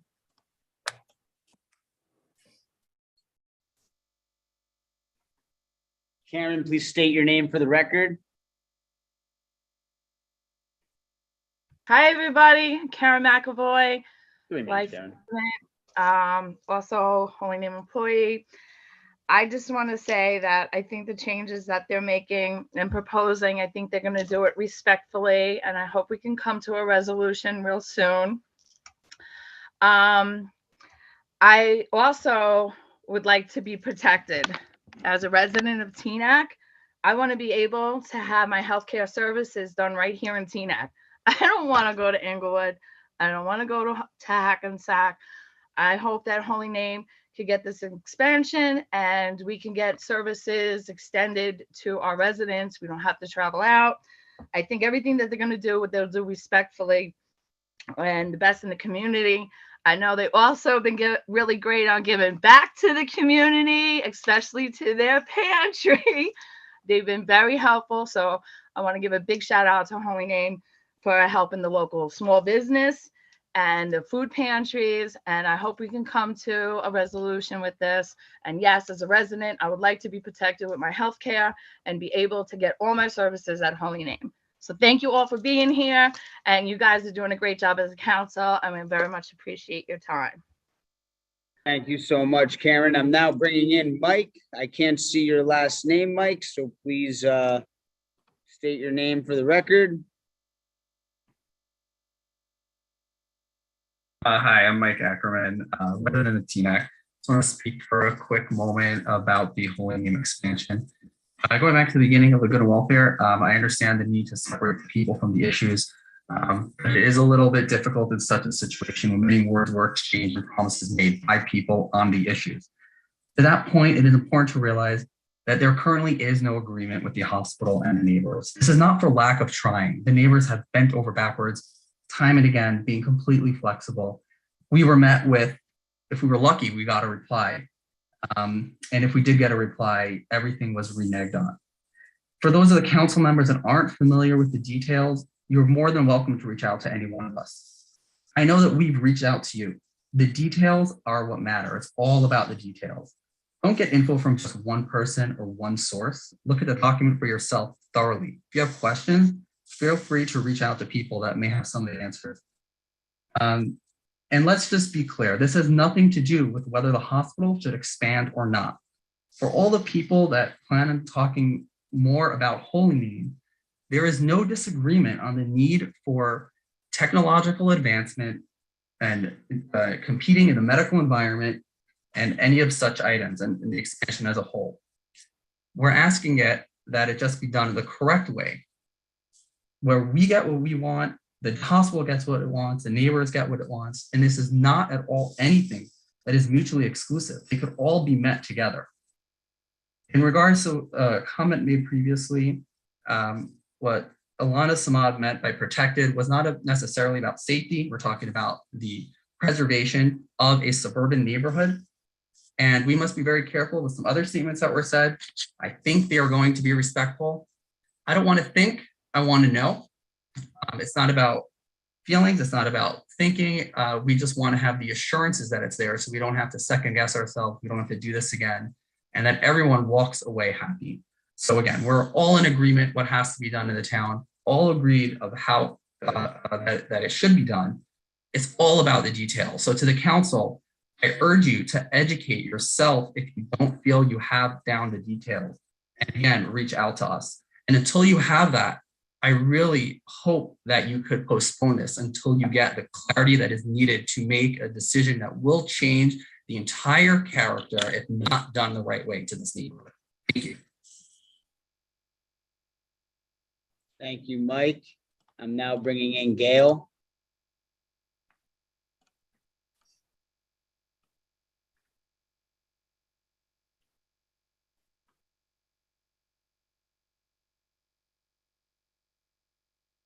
Gail, please state your name for the record. Please unmute.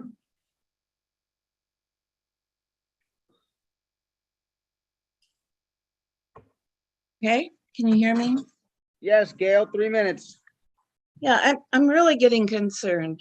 The mayor had cut off the previous speaker because he was not speaking explicitly about the ordinance and the newsletter that was in the ordinance. However, sometimes you can't speak about one thing without relating it to other things. So if you are going to require us to just talk about the one thing in the ordinance, a lot is going to be left out.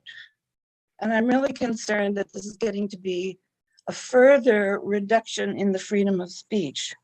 As far as respect goes, I think, it's really interesting because you all have subcommittees, you don't have to report, you don't have to have minutes. And then you talk about misinformation. Well, how is the public supposed to know and have information if you keep the information from us, which you do?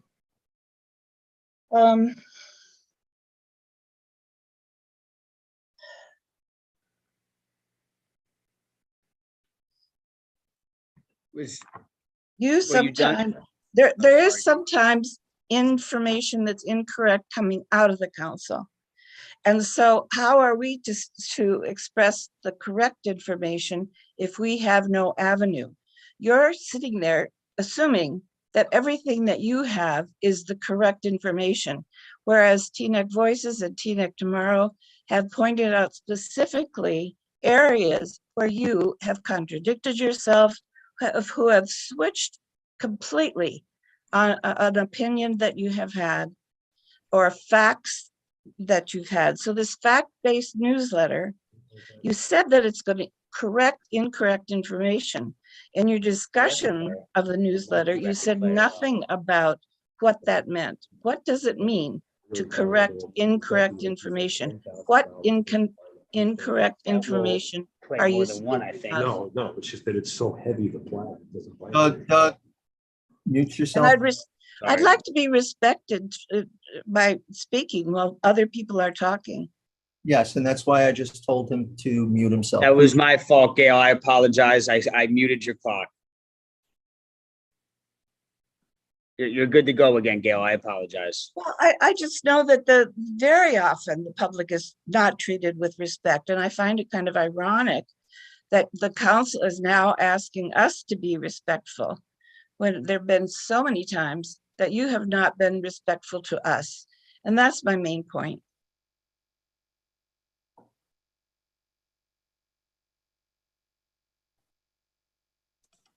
You still have 20 seconds, 25 seconds, Gail, unless you'd like to bank them.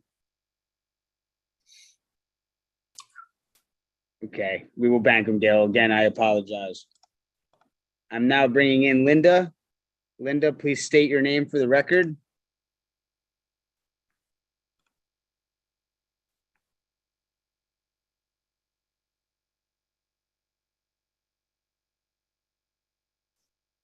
Whenever you're ready, Linda, you can unmute. My name is Linda Lawson. I've been a Teaneck resident for 47 years, and I support the expansion of the Holy Name Project. I've seen many major changes at Holy Name over the years, and I've always been most impressed with the attention to aesthetic appearance, whether it's in the water feature at the back of the hospital, the impeccable landscaping, or the constant monitoring for any litter, both on the campus and the surrounding area. I have no doubt that the same meticulous concern would be taken with the expansion project to preserve or even improve the residential quality of the neighborhood and Teaneck as a whole. Thank you. Thank you, Linda. I'm bringing in Debbie.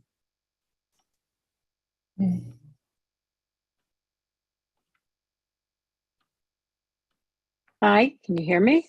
Loud and clear, Debbie. Hi, Debbie Ross, Phelps Road. Shout out, I have wonderful neighbors on Phelps Road. I've been a Teaneck resident since 1973. I've worked at Holy Name since 1973. So if you do the math, you know, my interest is not as much long-term in employment at Holy Name as it is as a member of the community, a patient, family, and I just want to put in another good word. I work in IT. Our innovation is fabulous. I think everybody out there knows that we're always ahead of the curve. We're not a huge university institution. It's much easier to get things done. Everybody has seen what we've done this year or the past 2 years with COVID, not just with the vaccines, but with treating our patients from day one, with advising the community to shut down on day one. And I know there's a lot of trust out there, and you know, we hear the neighbors and we just all want to move forward and give the community over the next 5, 10, 20, 30 years a state-of-the-art organization that's not just high tech, but as you know, we're high touch. Everybody who's stepped foot in Holy Name is overwhelmed with the caring and the friendliness and the compassion that we show. So thank you. Thank you to the council, to the mayor, to the township manager, to everybody involved. And I look forward to being a resident here for a long time and reaping the benefits of this expansion. Thank you. Good night. Thank you, Debbie. I'm now bringing in Howard Rose.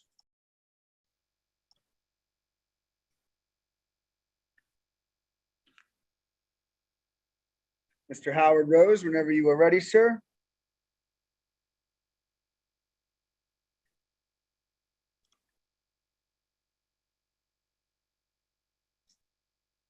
Mr. Howard Rose, I know sometimes you have difficulty with your computer. While Howard Rose is figuring that out, I am bringing in Albert Marcello. Oh, there's Howard Rose. Albert, you will have to respectfully wait for Mr. Rose to finish. Hi, Howard. Howard, whenever you're ready, you are free to unmute, sir. Good evening, council, as well as fellow Zoom meeting observers. And a special hello to Paul Ostro. It's been a while. Holy Name Hospital does great stuff. There's no doubt about it. I've had great service from them. And when I go there, I even like the food. Regarding expansion, they do need to expand. I have no doubt about that. They have to provide great service. I wish, though, that the expansion were up rather than out. I wish that the expansion would stay within the restrictions they currently have. Economically, it's probably less desirable for them, but they're not meeting the needs of the neighbors. And in terms of the discussions that have been going on and the great negotiations that have been going on, I don't understand how we got to this point without reaching some kind of a middle ground. Protection was mentioned earlier, and I think someone explained it well. Not protection against bad people near the hospital, protection against infringement by the hospital on the neighbors. Newsletter. Mayor Dunleavy, I agree with you. Things have to change. I am a very strong proponent regarding decorum and civility in discourse. There should be no ad hominem remarks made at any point in time. And there's a but. Once you start restricting, it's subjective. And once it's subjective, you're really crossing a line and it becomes censorship. I believe that if someone is publicly misbehaving, they don't get their point with the people they're speaking to. Someone listens to someone who's angry, irate, off topic, wrong. I think the residents are smart enough to discern that. So let them speak, as long as it's not vulgar, and I hope it never comes to that point. Why not? Let them go forward. Newsletter. I don't understand the idea of something quarterly. Events change so quickly, almost on a daily basis regarding everything in this world and in this town. We need to be up to date. We have a website. Wouldn't time, energy, money be better spent enhancing the website? Send a letter out with a tax bill annually with instructions of how to join. Send a special letter out to everyone on how to join. I don't know how many people are on it right now, probably 8,000 families out of, my goodness, 12, 15,000 families. Not a heck of a lot when you consider how long it's been around. It's able to change and keep up to date on any topic you want. And it could be the one single source. You talk about fighting misinformation. Well, present a vehicle through the website that is information and information only. We don't need another revenue-raising device for some business cards on a newsletter that may be paper, maybe electronic anyway. I think you may be authorizing the ability to do it. I hope that you in actuality do not do it, that you, again, do what you have already, the website, just do it a lot better. Thank you for your time. Thank you, Howard. Albert, you're up, sir. Thank you for your patience. We appreciate you. Hello, can you hear me? Loud and clear, Albert. Thank you, Mr. Mayor. Thank you, council members. I'm a resident of TNAC for 18 years. And just want to say I'm very proud that we have a Holy Name in our backyard. I am proud that Holy Name has done so much for the community, and I support the Holy Name expansion. Thank you. Thank you, Albert. I am now bringing in Ezra Katz.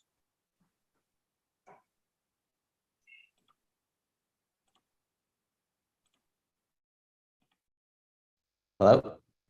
Yes, Ezra, we could hear you. Okay, great. Thank you. Hi, my name is Ezra Katz, and I live on Van der Linde Ave near Holy Name. I was disappointed to see the Holy Name Ordinance placed on the agenda last week, since the neighbors were assured that the council would not move forward until the neighbors and hospital reach an agreement, a real agreement with real protections. The residents are striving for a win-win where the hospital can expand and the neighbors can live in peace from the hospital's continual encroachment. But with the introduction of this ordinance at this juncture, the council is setting up a situation where the hospital wins and the residents lose. I'm speaking out tonight and pleading, and I can't emphasize this enough, pleading to each council member to not proceed with ordinance. It doesn't have to be this way. We need to ensure that Subdistrict 1 be for houses only, both now and in the future. We need to ensure that Subdistrict 2 be limited to surface parking only, both now and in the future. If we don't have protections in Subdistrict 1 and 2, both you and I know that will start as surface parking, then multi-story parking, and more. I have a favor to ask from each council member. If your time allows for a 10-minute walk, I ask each council member to take a walk along Chadwick, Grange, Mildred Road, and past my house on Van der Linde Ave. As you walk down these streets, I want you to ask yourself, is this a special part of town that we should protect, or should we let it get destroyed? Your decision on March 15th will seal the fate for our neighborhood. I and so many of the residents here have invested time and energy to create a place to raise a family. Our town planner, Richard Price, said it best, and I quote, "The town holds all the cards. Please don't turn your back on the residents. I look forward to seeing each of you take your walk down these streets, and I hope that you will see the beauty and importance of this area. Thank you." Thank you, Ezra. I'm now bringing in Lisa Schwartz.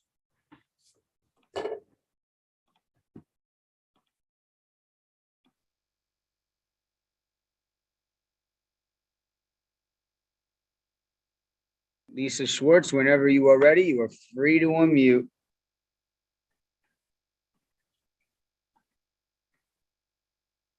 You are free to unmute, Lisa.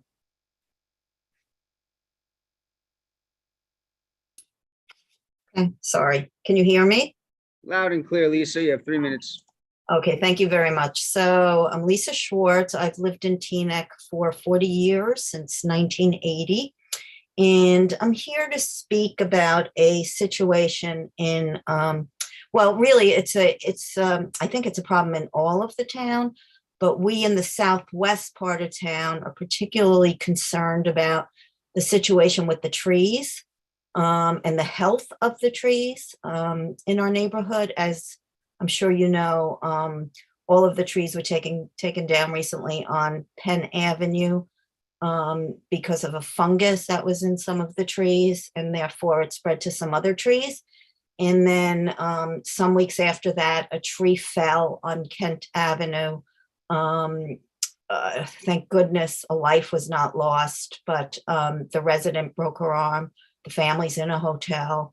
And there's just a lot of concern about the safety of the trees in our neighborhood.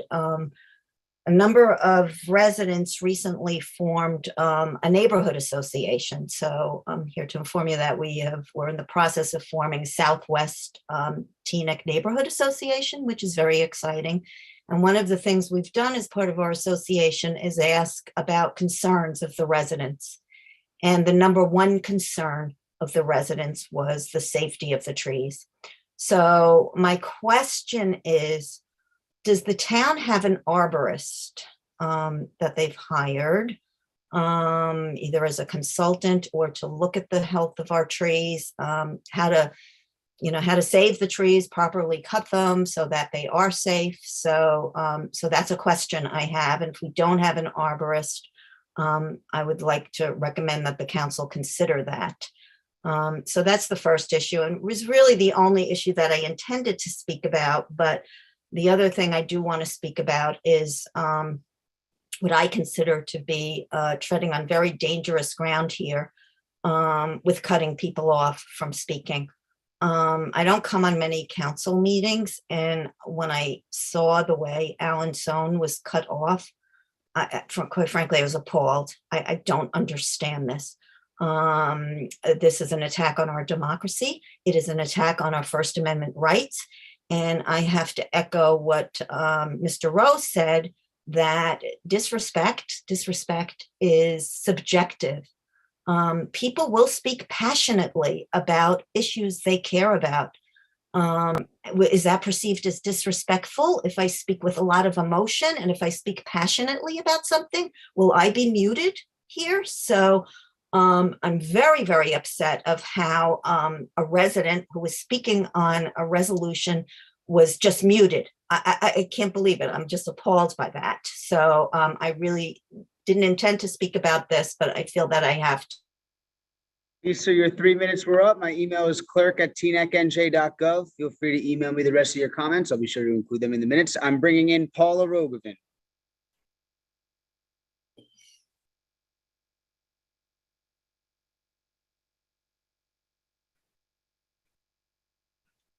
Paula Rogovin, whenever you're ready.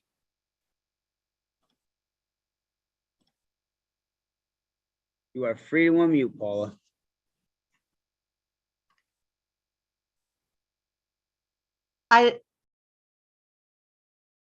Oops. Oh, we had you. I'd like to urge council members to vote yes on the resolution for Teaneck to apply for membership to the Sustainable Essex Alliance for the CCA program. It's a very exciting group of towns, including Montclair, Glen Rock, Maplewood, and several other towns, and they're looking to expand. So the more towns and cities that participate in the CCA program, the better it is for the environment, and the better it is for reducing prices for renewable energy. This is so great that Teaneck is considering joining the alliance, and I hope they accept Teaneck's membership. On behalf of the Southwest Teaneck Neighborhood Association that Lisa just spoke about, one of the other concerns was the cars speeding on Elm and Larch, speeding, like really, really speeding, and they're extremely dangerous. So we hope that we can work with the manager to deal with that problem. Also, I'm very concerned about the way Alan Sohn was treated, and about your proposal to limit what and how we say what we believe. this is you're really stepping on our democracy, and it's a very, very dangerous precedent. It's really important that people speak out, whether you agree with us or not. So I really hope that you will reconsider this policy. And I'm a little concerned that council members are able to have feedback in some of the discussions on ordinances. Let people speak, let people express themselves, and let democracy win in Teaneck. Thank you.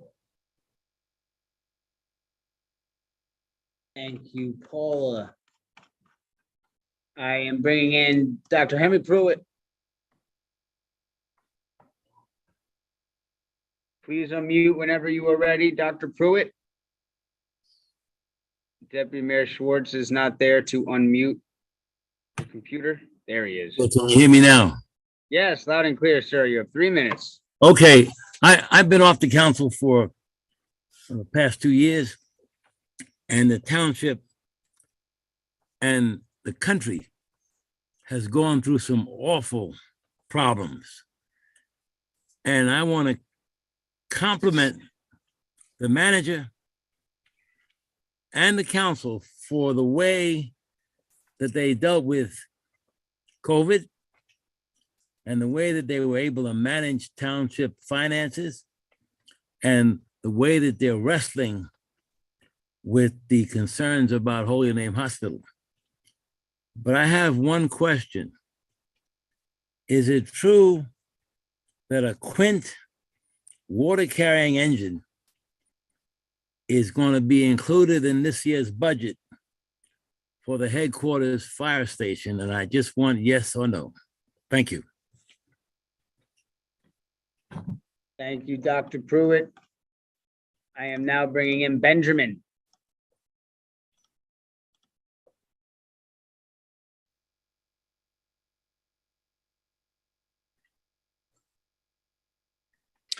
Hi, my name is Dr. Benjamin Rosenblutz. I live in Teaneck, and I proudly work at Holy Name Hospital.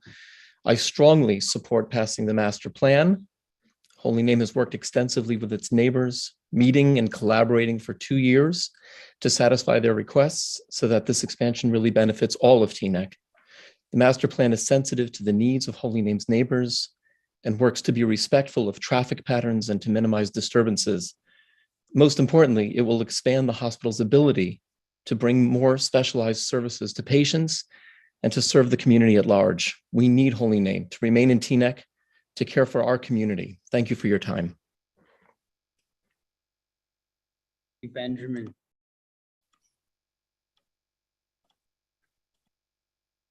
I am now bringing in Katie Katz.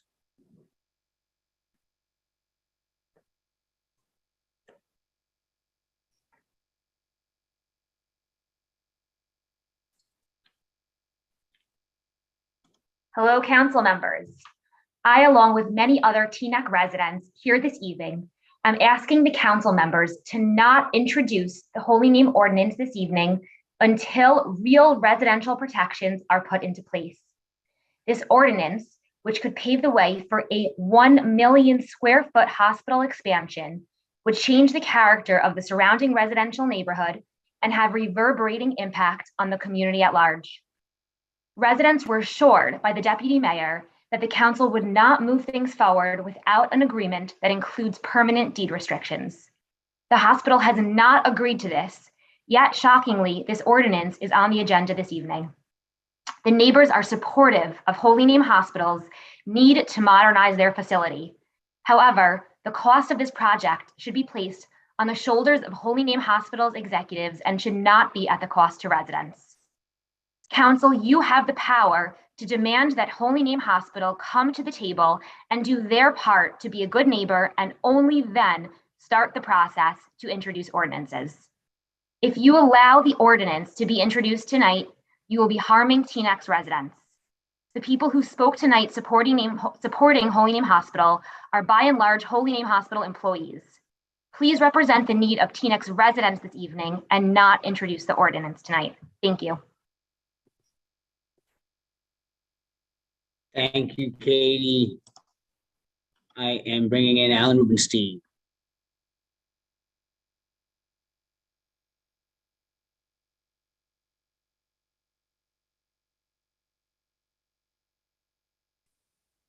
Hi, can you hear me? Yes, loud and clear. 3 minutes. Can I get Gail's 25 extra seconds? Sorry, Alan, that's not how it works. 3 minutes starting now. As a neighbor of the hospital, I understand that the hospital needs to modernize and expand its medical facilities within subdistricts H3 and H4. I support the hospital's plans to modernize its medical facilities in those areas. I respectfully request that the council not introduce the ordinance tonight to provide the council an opportunity to address several flaws in the ordinance. In a prior draft, Section 7 of the ordinance stated that, quote, "This ordinance shall not take effect until the adoption of an ordinance vacating a portion of Chadwick Road." That item is missing from the current ordinance. In an email dated December 28th at 12:24 p.m., John Shadanian wrote, quote, "I thought we were making the street vacation a contingency to the entire ordinance. The direction we got was to make it clear that the township doesn't vacate the street if the hospital doesn't make the deal with the neighbors." There is no deal. Please put that vital requirement designed to protect the residential neighborhood back in the ordinance. The classification of the proposed hospital zone is improper. A hospital zone should be limited to what is currently in the TNEC code for hospital, which is having a hospital as a permitted use and having hospital-related facilities as permitted accessory uses. The current ordinance has a significant portion of the proposed hospital zone subject to the restrictions of the RS district. It is incongruous to have a vast portion of the hospital zone to be classified as a residential zone. The council desires to keep the area in subdistrict H1 as a residential zone. It can and should amend the ordinance to keep subdistrict H1 in the residential zone. Zoning is designed to do that. In a 2013 opinion, the appellate division of the Superior Court actually opined on this issue and explained that the definitions given by an ordinance to the classification in an ordinance enacted by the Township of Mahwah, quote, "reveal that those proposed uses are clearly discordant from the uses permitted in the effective zoning districts," end quote. I respectfully suggest that the council amend the ordinance and remove the property lots that have residential houses and are located on Grange Road and Norma Court from the hospital zone by redrawing the map in attachment A. There was also insufficient parking required by the ordinance. Stonefield Engineering, your planners, calculated the parking demand in the site as 2,483 spaces. The plan only has 1,978 parking spaces, which is a shortfall of more than 20% or 505 spaces. Instead of adding more parking to resolve this 20% parking deficiency, the planners got creative and just reduced the number of parking spaces required by ordinance. That doesn't resolve the issues. It reduces the number of parking spaces the hospital needs to build and inevitably results in hospital employees and patients continuing to park everywhere in the adjacent residential neighborhood. Finally, I remind Deputy Mayor Schwartz what he wrote on December 16th, 5:30, and Alan, your 3 minutes were up. You have my email, sir. I am now bringing in Laverne Lightburn.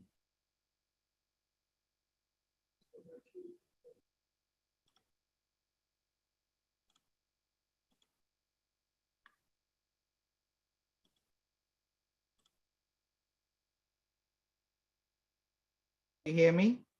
Yes, Laverne, whenever you are ready, 3 minutes. Hello, everyone. How are you doing? The reason I'm back is because I asked a question last month or last week, and I only got an answer from Javon. I really would like an answer from everyone. Are we planning on doing something for the Senator Weinberg that is from Teaneck, New Jersey? You know, I had Girl Scouts. She was very supportive. She's been supportive for a lot of things in this town, as I named named last week. She's done a lot of things for the community, not just here, but the state. I just think we should do something. That's one thing. Second thing is, I also am here. I don't know the lady on Alfred Avenue, but I would like to support her because I think at this point, support her and the people dealing with the Holy Name situation. I think you should at least give them the opportunity. I know we're talking now, but meet with the woman. She's been coming every week, every council meeting. Talk to her. The people at about the ordinance. If you're not sure about it, hold back a little bit, and then you don't have to do it tonight. The other thing is the total disrespect. The first thing my parents taught me was respect for the individual. What y'all did to Alan tonight was not right, and y'all know it. And it's not even y'all. It's the person that's supposed to be leading the town right now. That's a problem. I'm concerned. But anyway, my main thing is Alfred Avenue. I agree with her. And I'm getting frightened that it's not just these communities. It's so many little communities in Teaneck that are having problems, that y'all are just going and doing things and not telling us. That seems to be the story going through everyone, the lack of transparency. And people are passionate because we are constantly seeing things change. I don't mind things changing. I love Holy Name. But you have to talk to us. You know, I mean, most of y'all on there, I know, y'all are chatty, y'all talk. So the people just want y'all to reach out and communicate. Have one daggone big meeting with everybody and let them and tell us what's going on in this town. Not every week I see and read something new. I hope y'all have a blessed week. It's not personal, it's just business. Bye. Bye, Ellie. Bye, Javon. Thank you, Karen. You know what I'm talking about. We still have to work on things, Kaplan. Bye. Dean, thank you. We still haven't gotten the light, but thank you. Work on it. Bye. Vern, you didn't say bye to me. I love you, baby. You know I love that voice.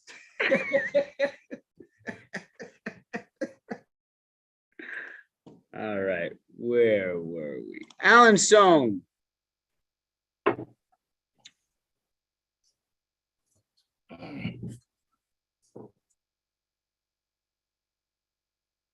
Can you hear me? 3 minutes, sir. When the township adopted Ordinance 282019 regarding flag displays, the ordinance cited the 2017 Supreme Court case of Maytal v. Tam and mentions the government speech doctrine. But that's hardly all that Maytal v. Tam says. In his majority opinion for the court, Justice Alito stressed that the part of the trademark law banning disparaging terms violated a bedrock First Amendment principle, that the government may not prohibit expression merely because it is offensive. He quoted Justice Brennan about flag burning in Texas v. Johnson. If there is a bedrock principle under the First Amendment, it is that the government may not prohibit the expression of an idea simply because society finds the idea itself offensive. Flag burning. Alito ends saying, quote, "For this reason, the disparagement clause cannot be saved by analyzing it as a type of government program in which some content and speaker-based restrictions are permitted," end quote. Nor may a township council use and abuse its position of power to suppress expressions of free speech that are at conflict with the sensitivities of council members. This township has lost case after case after case in court, and the township will lose again if it abuses the free speech rights of residents in direct violation of Maytal v. Tam, a case of which it is well aware. I'm sure that the ACLU will be happy to take a few $100,000 from the township. When Keith Kaplan spoke at a recent planning board meeting, he made claims that neighbors of AUCC were racist in their opposition to plans for construction there. His evidence that the neighbors, Patty Barksdale, Marilyn Figueroa, and Susan Schultz were racists was that someone living at the same address of one of the neighbors had written a letter decades ago that he disagreed with. As offensive as his remarks were, accusing the three women of being racists, it is not clear that Maytal v. Tam would allow censorship of his remarks. On the other hand, under the government speech doctrine, the council would be well within its rights to censure Mr. Kaplan for his offensive personal attacks. It's great that council members won't be directly involved in the newsletter, but Teaneck Voices and Teaneck Tomorrow newsletters have published hundreds of fact-based news articles that won't ever appear. This includes the fact that Richard Price, township planner, told Mark Schwartz and Ellie Katz that allowing Holy Name to, quote, get their way imperils the neighborhood, the township, the two of you, and the other members of the council who may be tempted to go along.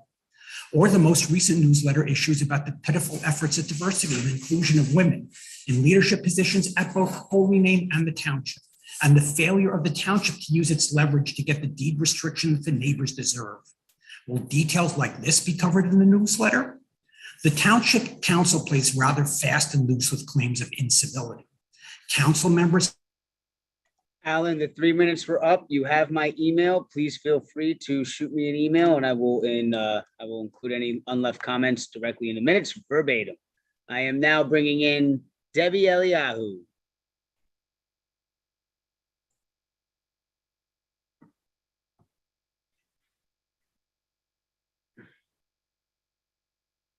Hello, good evening. Hi, Debbie, 3 minutes. Hi, it really won't take that long.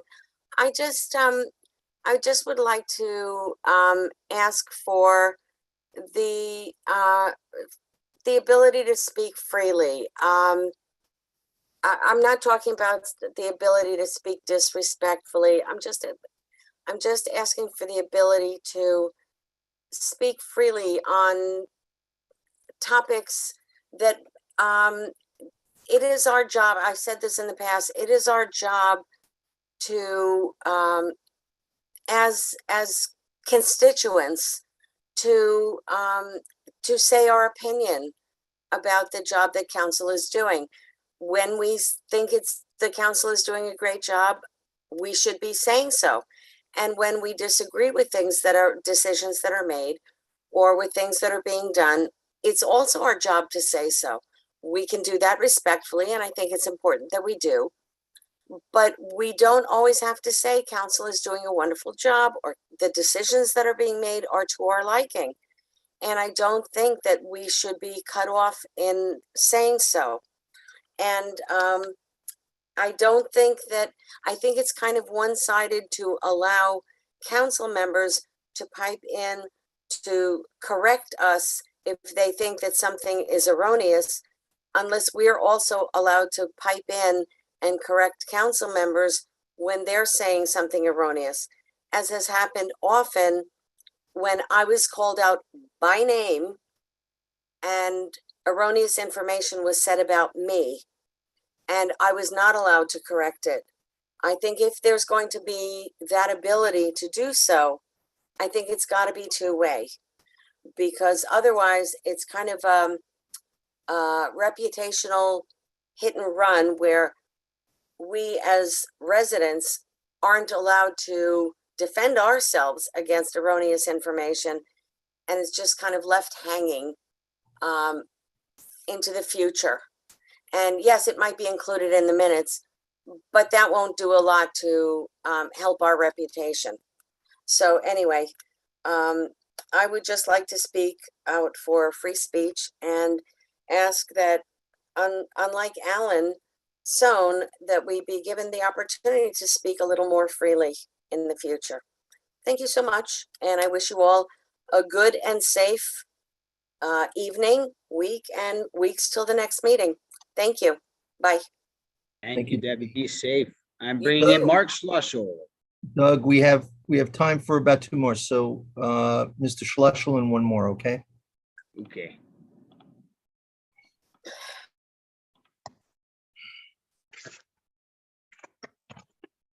Good evening, Council. My name is Mark Schlussel. I am a Teaneck resident for over 64 years.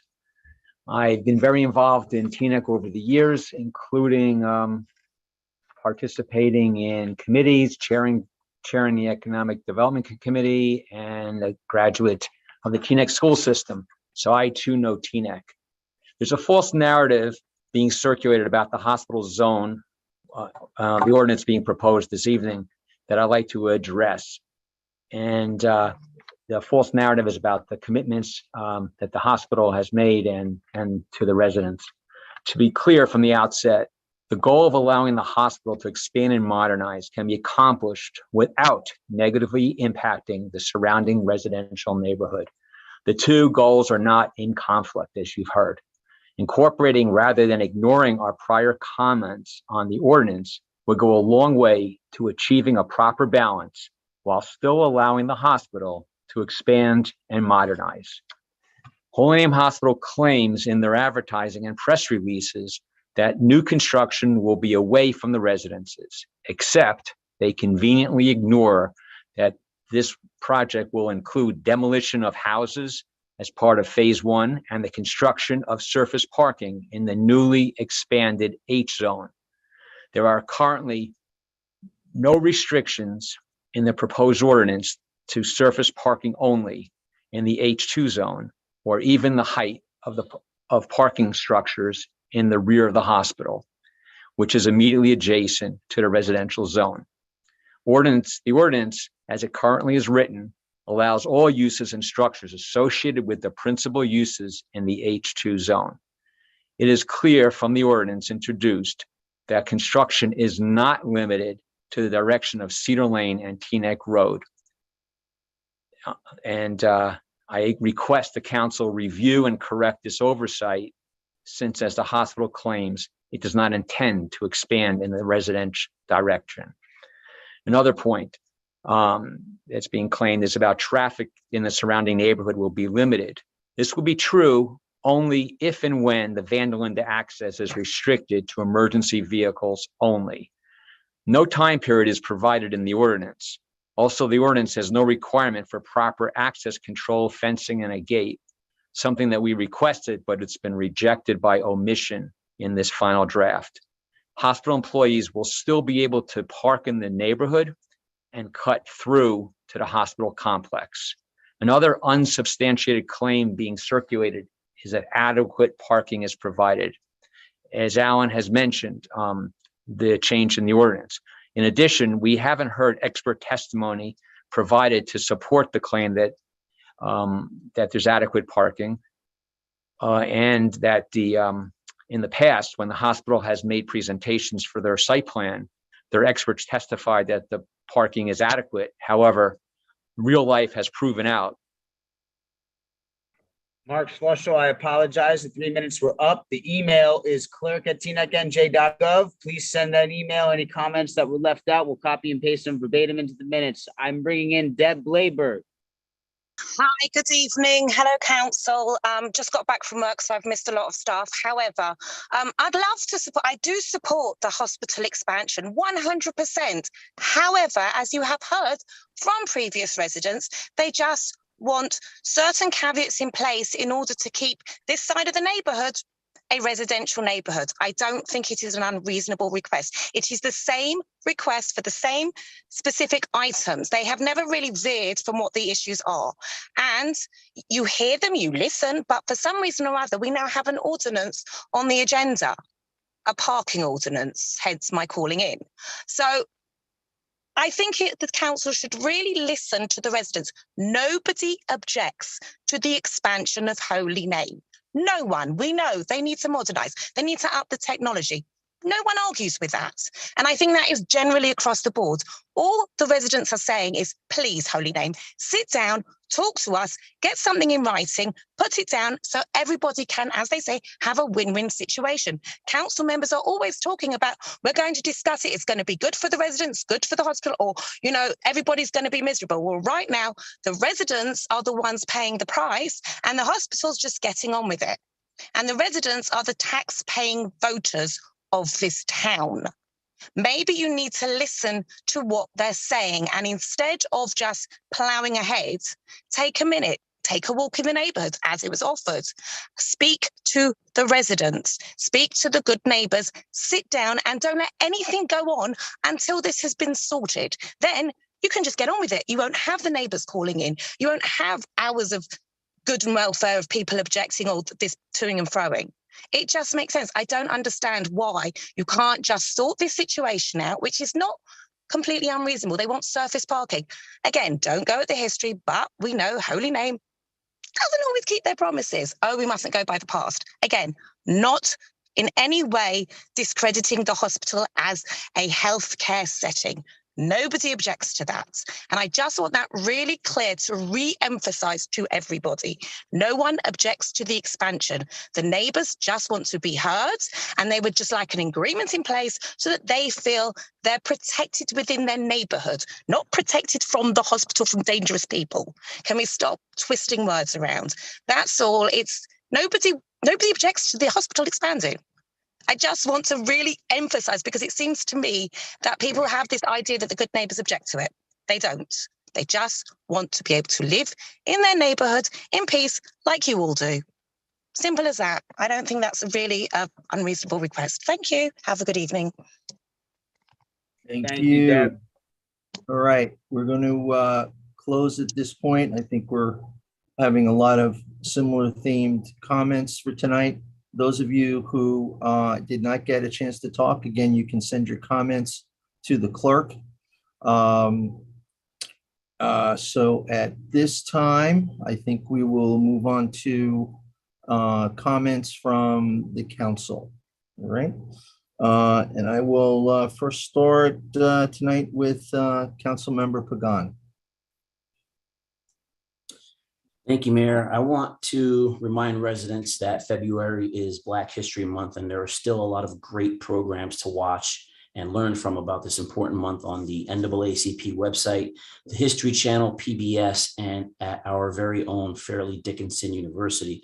When it comes to the hospital, I thank everyone for expressing their opinions on this issue, because I support this ordinance and remain hopeful that all sides will reach a positive agreement soon. And I thank our deputy mayors for working so hard with the neighbors and the hospital on this as well. As for possible speeding on Larch Avenue and Elm Avenue, Mr. Manager, can you briefly discuss this issue when you get a chance? Because I do recall a traffic study being done on Larch and Elm just a few short years ago that showed this was under control. But if that has changed, I am interested in knowing what could be done to help alleviate that. Regarding the Teaneck PTA Council, Mr. Ha, I will definitely be there, and thank you for the invitation. As for an arborist, I know that we sometimes still consult Teaneck's former arborist, but this is something that the Shade Tree Advisory Board has also asked about recently. So, Mr. Manager, can you please also briefly discuss why we need or might not need an arborist in Teaneck? And with that, Mr. Mayor, I yield the rest of my time. Thank you. Okay, thank you, Councilmember Pagan. Councilmember Rice. Thank you, Mr. Mayor. Thank you. As always, I'd like to thank all the residents who weigh in on the issues that impact them, and say thank you to the community organizations for the great Black History Month events and activities that took place. And I hope the residents will take advantage of the few activities that are still left to take advantage of this week. I believe this Thursday is the last and final series of the MLK committee that's presented through the library. Again, also thank you, Ed Ha, for sharing the great information about the Teaneck Public Schools, which I'm sure that our residents will avail themselves of. Ms. Baker, thank you for always advocating for Teaneck. And I would like to find a way that we can ensure that you receive more information. I actually will be reaching out to you again to find out how perhaps we can have a visit and see how we can help assist you. Gail Gordon, appreciate your mention of respect and transparency. And just want to make a note that I believe that respect is reciprocal and that we do have to do better. I have long often felt the brunt of disrespect, and it is my hope that this new ordinance will lay a foundation for decorum and civility in conduct by us all. I want to state that I applaud the neighbors in the hospital for the conversations and negotiations that have taken place over the past 2 years. I believe that concessions have been made on both sides, bringing us to this very close point. I believe this ordinance will help to continue the conversation and help it move along. I encourage everyone to come to a win-win agreement that the neighbors and the hospital can live with. I also want to again reiterate my support of Laverne's suggestion of honoring our senator in some form or fashion. And that concludes my statement. I yield the rest of my time. Thank you, Councilmember Rice. Councilmember Organ. Mr. Mayor, just if I can just ask the clerk, Ms. Blyberg is still a panelist, if you could just see that on the Zoom. Sorry about that, and sorry, Ms. Blyberg. To Mr. Ha, thank you for your invitation and your presentation. Thank you for your inclusivity in food and the date of the event. It's much appreciated. To Cheryl Hall, thank you for your words. Thank you for reaching out, and thank you for meeting with us and making what became a simple situation, letting it stay simple. To the residents of Southwest Teaneck, Teaneck does have a tree specialist, and he's wonderful. We met with the residents on Hartwell and we worked for them. We met with the residents on Penn and worked with them. If there are specific trees that you're concerned about, please send an email. We don't want anyone to get hurt. To Chelsea Beecher, Josh and Jonah and Joe were wonderful in their initial presentation and again tonight, and we hope to have the opportunity to work with them in the future. And regarding the hospital, I will be recusing myself in any discussion or vote of the hospital as under advice of legal counsel. I'm done. Thank you, Councilmember Organ. Councilmember Kaplan. Thank you, Mr. Mayor. Regarding the ordinance for introduction tonight, I just wanted everyone to be aware because, like I said, sometimes council procedures are not as clear. Ordinances are first introduced and put out on a hearing for a future meeting. They are not noticed generally to the public legally when they're introduced. They are noticed after that so that there could be a hearing on them. And because the introduction isn't required to be legally noticed, and it could change upon introduction, it's always been my view and consequently the view of the council in our code that substantive discussion should be held off for the hearing. That's where it's most appropriate. So if you want to reach out to me prior to the meeting on the ordinance, please let me know. And I know I've walked the streets and met many of you while doing so. That said, I do want to thank the subcommittee for the many hours they've spent with all the parties here, and I want to thank them for the time and dedication and the work they've done. Ms. Raghavan, I took the liberty of emailing you the results of a previous traffic study that the town released about Larch Avenue, which I had posted myself for the benefit of the public. That was back when I had asked the manager to have TBD perform a traffic study. Mr. Mole, who I believe is a member of your group, had reached out back then. Might be helpful in comparisons in the future. If you'd like to consider Southwest to include south of Route 4, I'm also happy to chime in on the group as well. Ms. Baker, I know I've met you at your home before and walked the property by there and discussed some of your concerns, which I brought back to the manager. Again, if you'd like to speak, please let me know. I'm happy to stop by again. And that goes for Ms. Lightburn as well. I'm happy to walk through the Alfred Avenue area with you. If you still think there are issues there, I'm happy to walk through them. Regarding the mayor's earlier comment, it's important to realize there are competing issues, as with most things in life. It's not an issue about whether or not certain things can be said. The same comments during good and welfare would, likely meet without an issue.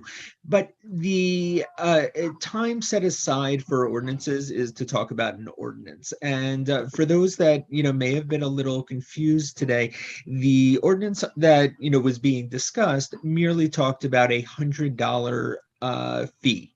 That was it. There could be issues that are tangentially related or an orthogonal thought to it, but the same way anybody would be cut off if they were talking about their own topic at a time set aside to speak to a particular ordinance was the issue that came out today. And I hope you saw that when it came to good and welfare. And I am always around as are other members of council. Please feel free to reach out. I'm at kkaplan@tnecnj.gov, and I look forward to chatting with you and working for you.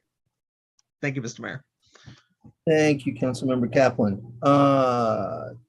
Deputy Mayor Schwartz. Okay, thank you very much. A few comments. To Miss Baker and to Miss Lightburn, who asked us to meet with Miss Baker. I went to Miss Baker's house. Miss Baker was not there. I went with Councilwoman Organ and Deputy Mayor Katz. I left my business card. I have not heard from her. I also at the last meeting indicated my phone number if she'd like to call me. My phone number again, 917-902-9303. Also at the last meeting, as it relates to Alfred, I mentioned there is no notification right now.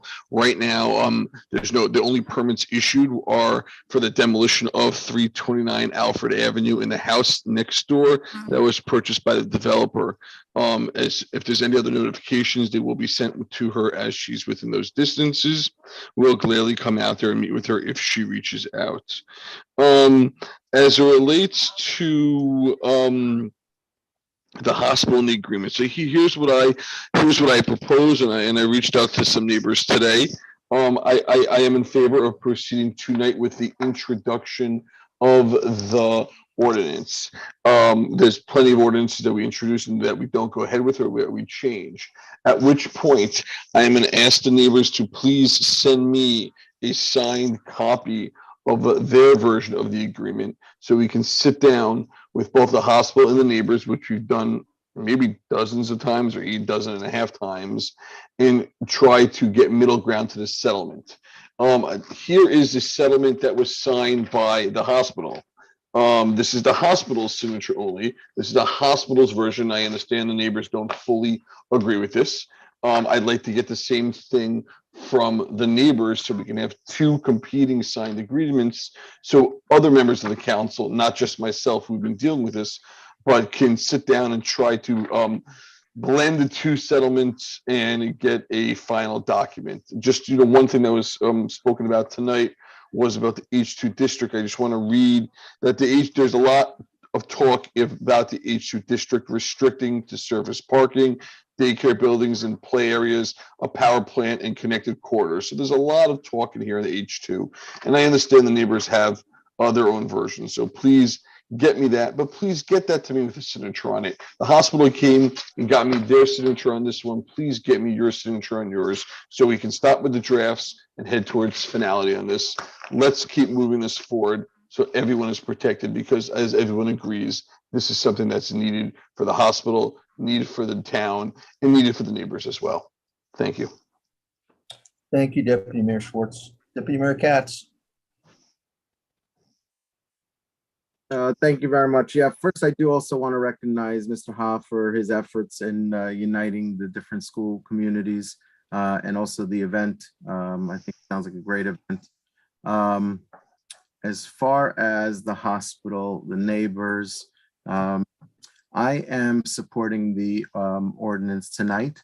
I too remain hopeful that there can be a little bit more of a consensus between the neighbors and the hospital. I've been very active with these conversations, but I will tell you this, and that is that what was presented by the hospital is a 40-year deed restriction for the neighbors in that neighborhood, where for the next 40 years, I believe the neighbors can sleep nice and comfortably. Is it a perfect agreement? No, probably not. Is it a good agreement? I think it's good for the neighbors. I think it's good for the township of Teaneck, and I think it's good for the hospital. And quite frankly, the fact that we were able to get the hospital to do a deed restriction, which we hope will remain, to me was a lot of work. This didn't happen in haste. This was 2 years of conversations. literally 2 years of conversations. Deputy Mayor Schwartz really carried the water, if that's the expression on this one, as far as how many hours of the day he worked to try to address the sensitivity of the neighborhood and the neighbors, as well as try to make sure that the hospital can thrive and succeed over the next 40 years, 50 years, 60 years. You know what? It's not uncommon for a hospital to go out of business. It's not uncommon for a hospital not to be adequate enough for the community. And we've seen this, and we don't want to see this in Teaneck. So we do have a responsibility as elected officials to do what we think is right for the hospital, right for the neighbors, and right for the entire township of Teaneck. And while it may not be so popular for some of the in some of the area, we have to do what we think is right.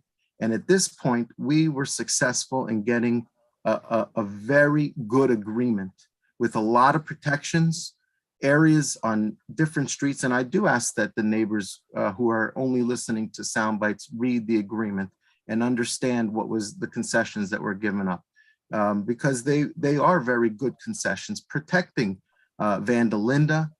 Honestly, when I first heard that they wanted to shut Vanda Linda, to me, I had a little concern as a life member of the Teaneck Volunteer Ambulance Corps that it would delay response to the hospital. But it was done in a way where it would protect the neighbors and also protect the emergency service vehicles. Yeah, I don't think there's anything that I'm going to say right now that's going to please the neighbors. It's not the intention, but I do want you to know that we work very hard for the neighbors, and we're going to continue to work hard. But for you as neighbors, for that area, which is a beautiful area, by the way, and both Katzes spoke amazing. Good representation of the name. Thank you. I'm sorry I don't do you proud sometimes. But you know, the area is beautiful, and we will protect that neighborhood. And that's what this agreement will do. And hopefully that now the process will start. And Holy Name has been a real asset to our community, and we want to see it continue to thrive. Thank you. Thank you, Deputy Mayor.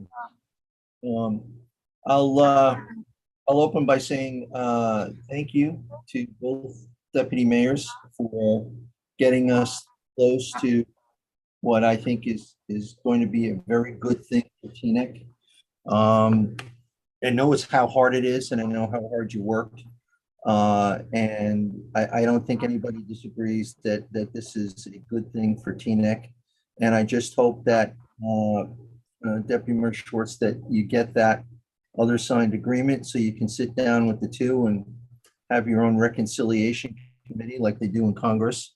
And hopefully it will work out a heck of a lot better. But I really think that we have to move forward on this. I too am going to be voting in favor of this evening.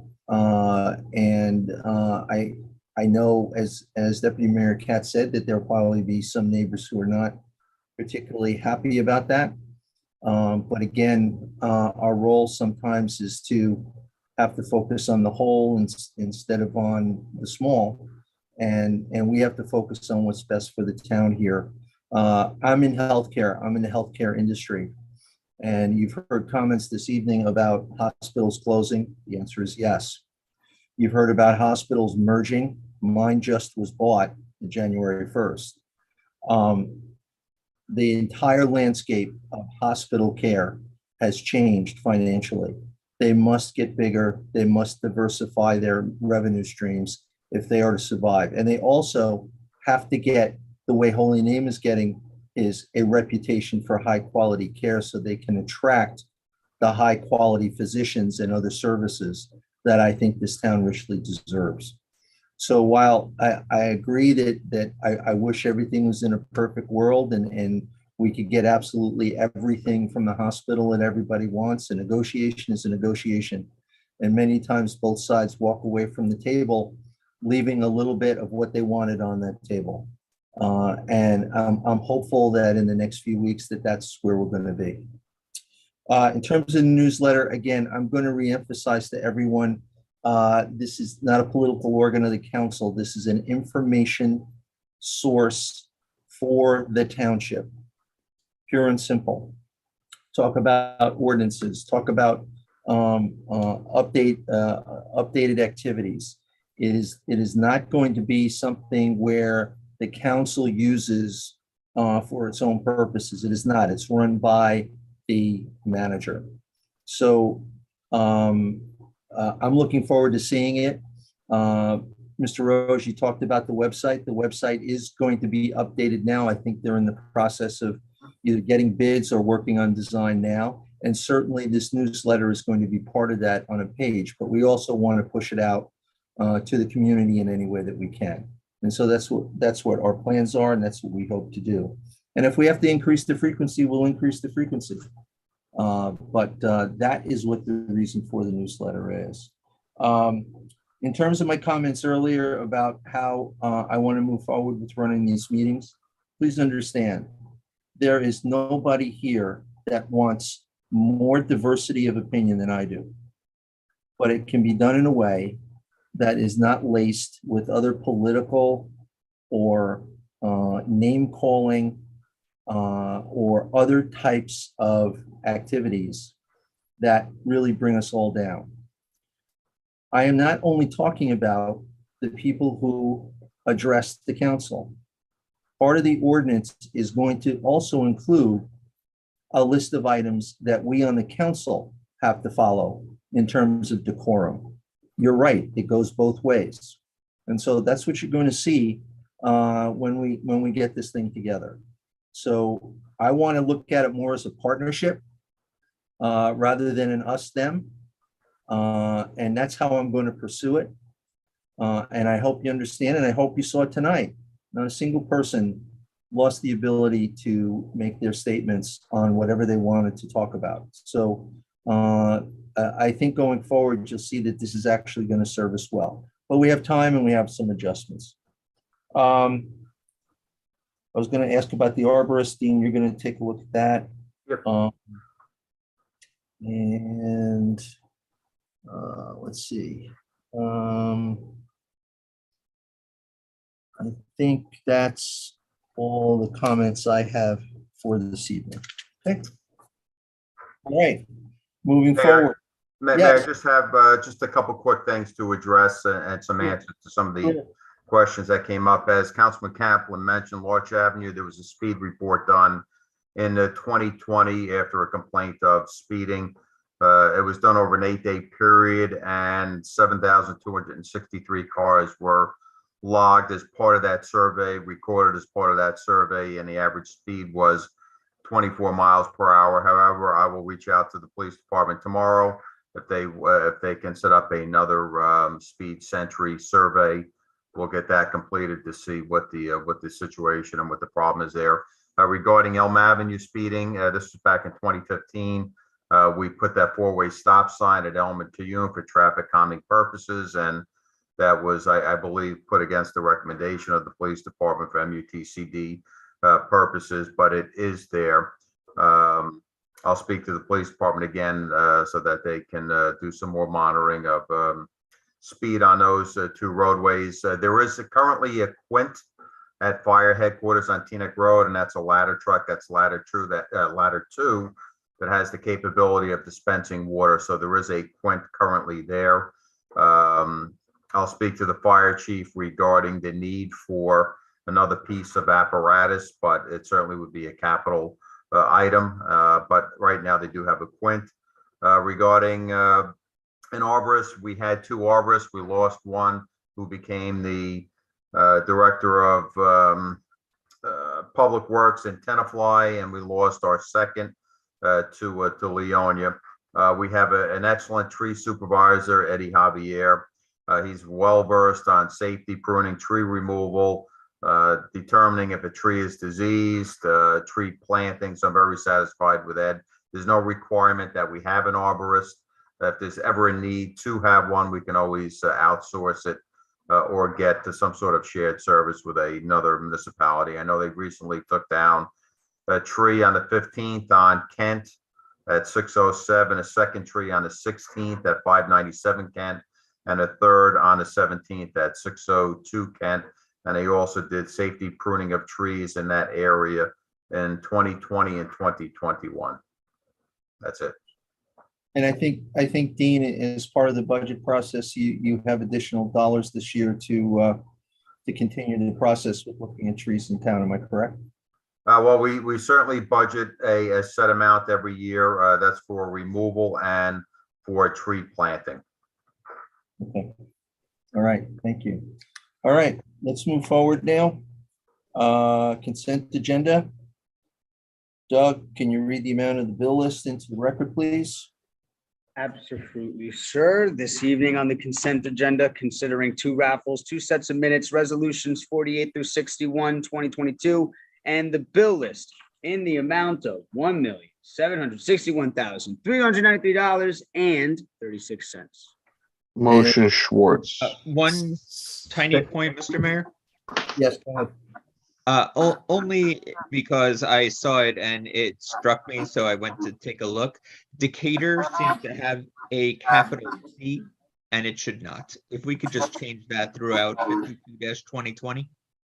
Okay. Say that one more time, Councilman Kaplan. I couldn't hear you. I'm sorry. In resolution 52, Decatur does not have a capital C. Oh, okay.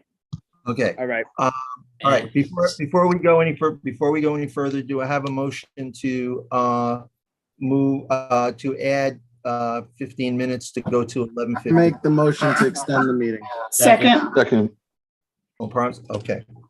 All right. So, Did you say 11:15, Mayor? I'm sorry. yes, I did. Thank you. Okay. Mr. Mayor, if I could second Deputy Mayor Schwartz's motion that he just made also to move the consent agenda. Okay, I didn't hear that. Thank you very much. Okay. So we have a motion and a second to move the consent agenda. Any further discussion? Hearing none. Call the roll, please. Councilwoman Rami Rice. Yes. Councilman Began. Yes. Councilwoman Organ. Yes. Councilman Kaplan. Yes. Deputy Mayor Schwartz. Yes. Deputy Mayor Katz. Sorry, you broke up, but that was, you just broke up. Can you just say that was it? That was on the resolutions? On the consent agenda, Elliot. Yeah. Yeah, I'm this is abstain- the consent agenda, minutes, resolutions, bill list. Yeah, I'm gonna abstain on the bill list, and I'm gonna abstain on the resolutions and yes on the minutes. Okay. So I think I'm having a little bit of internet connectivity problems. I'm sorry if I keep going in and out. No problem. You're abstaining on the resolutions and bill list, Yes, but not the minutes. correct. Okay, cool. And then it's to Mayor Dunleavy. Yes. Yes on all. All right, yes on all. All right. Now we have introduction of ordinances. Doug, if you can read in the titles, please. With pleasure, sir. We are introducing 4 ordinances this evening. First up, we have ordinance number 8 and if I end up breaking up at all, anyone feel free to chime in and I'll just unfortunately have to do it over. I'll try to be quick. I'm sorry. Ordinance number 8-2022, authorizing a firearm mutual agreement. Ordinance number 9-2022, to amend and revise sections 33-22 and 24 of Article 5, zoning ordinance of Chapter 33, development regulations of the Township Code respecting the expansion of the Hospital H zoning district. Ordinance number 10-2022, amending Division 7 of Article 2, parking of Chapter 36, traffic of the Code of the Township of Teaneck relating to mobile telephone access parking spaces. Last but not least, we have ordinance number 11-2022, amending section 36-21 time limited parking to division 3 limited parking of section 36-14.1 of division 2 prohibited parking of article 2 parking of chapter 36 traffic of the township code respecting time limited parking on a portion of Sackville Street. And Mr. that Mayor? is everything. Yes. I'd like to make a motion to change part of an ordinance, if I may. Right. For 10-2022 dealing with time limits. One of the lots by Phelps Park, some people had mentioned that baseball games tend to go longer than the 120 minutes. I would like to change from 120 minutes for the Phelps Park lot to 180 minutes if there's no objection. That is fine. There's no objection on that. I will send you the text, Doug. Okay, thank you. Yeah, I'll work with the attorneys on that. That is in your inbox and the attorney's inbox right now. The second, right. The second thing I'd like to ask about is if the attorneys can just mention whether 8-2022, which is the mutual aid. I see many other towns have done this by resolution, and I'm just curious if this can be done by resolution or if it needs to be an ordinance. And the last question I had was, unless there's an objection in 9-2022, I would like to just take the section on signage and put it where the section in our code dealing with signage is, and have it incorporated here by reference, if no one has an objection. Does that, Councilman Kaplan, just a point of clarity, are you requesting to change the language within the ordinance at all? Yes. Okay. So I don't know anything about what signage issues on number 9, and I'm not going to approve anything in favor of touching things that can expose something. So I don't know what this is about. I'm not asking to change substantively anything it says, just it says where the signage would go in the hospital. Just to put that in the area of the code that deals with signage, and then just say this is the deal with signage. Nothing substantive here. I'm gonna defer to the author and say that the author of the ordinance or planner put it where it is. So I'm going to stick with it as it is. I'm going to second Deputy Mayor Schwartz. Unless you have a recent planner's license, I'm going to stick with the planners on the ordinance number 9. As it relates to number 8, I don't have any comment on that. I'll defer to that's a manager issue as it relates to fire and mutual aid, something I am familiar with. Okay. There was a Mr. Mayor, if I can just I'm getting respond to that. Go ahead. The one question on the ordinance, the statutory reference requires an ordinance. That's why it's done by ordinance. Okay. All right. I can make a motion to introduce the ordinances. Second.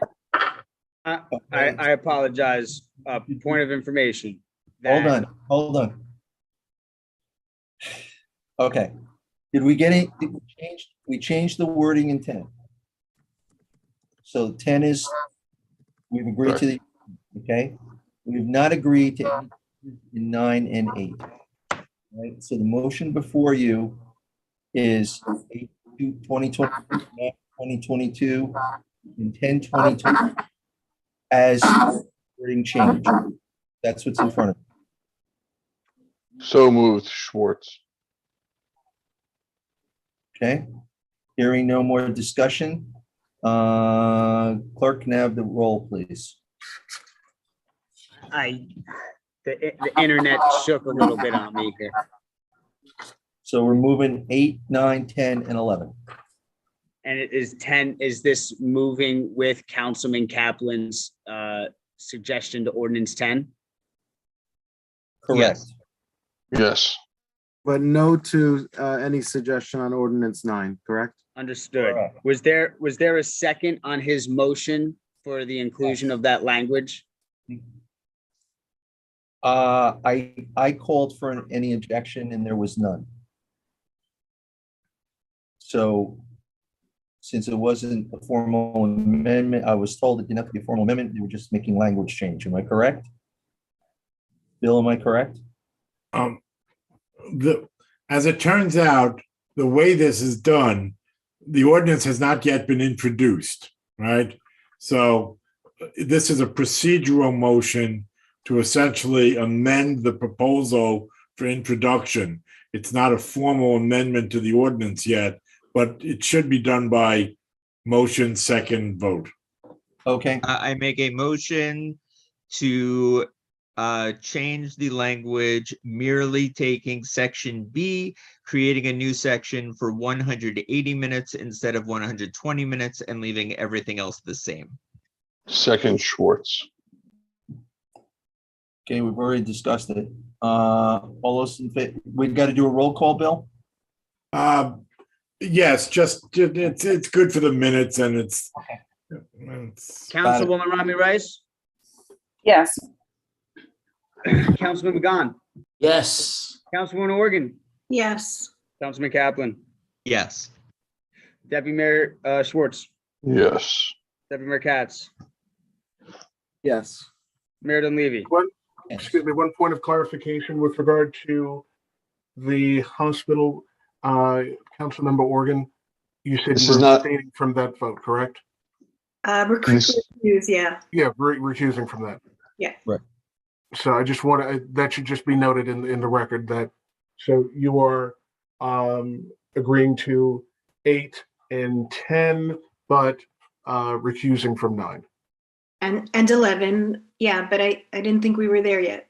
We're not there yet. This is on the change. We're very Yeah, close. this is on the change, not the roll call for the actual introduction. Oh, okay. I just want, Thank you. we were going fast and furious. I just wanted to make sure that Yeah, they and didn't. it's late. Yeah, Oh, we get thank it. you, Thank you, Reggie. Reggie. Let me try and pull it together, okay? Thank There's a motion on the floor that was seconded, okay? To move 8/2022, no change. 9/2022, no change. 10/2022, as we just amended, and 11/2022, no change. Okay, everybody know what we're voting on now? All righty. Doug, can I have a roll, please? Yes, and kindly remind me who the first and second was. I don't know, who wants to be second? Let's make Mike second. Councilwoman Rami Rice, Yes. Councilman McGahn, Yes. Councilwoman Organ, Yes on 8, 10, and 11, and a recusal on 9. and Councilman Kaplan, Yes. Deputy Mayor Schwartz, Yes.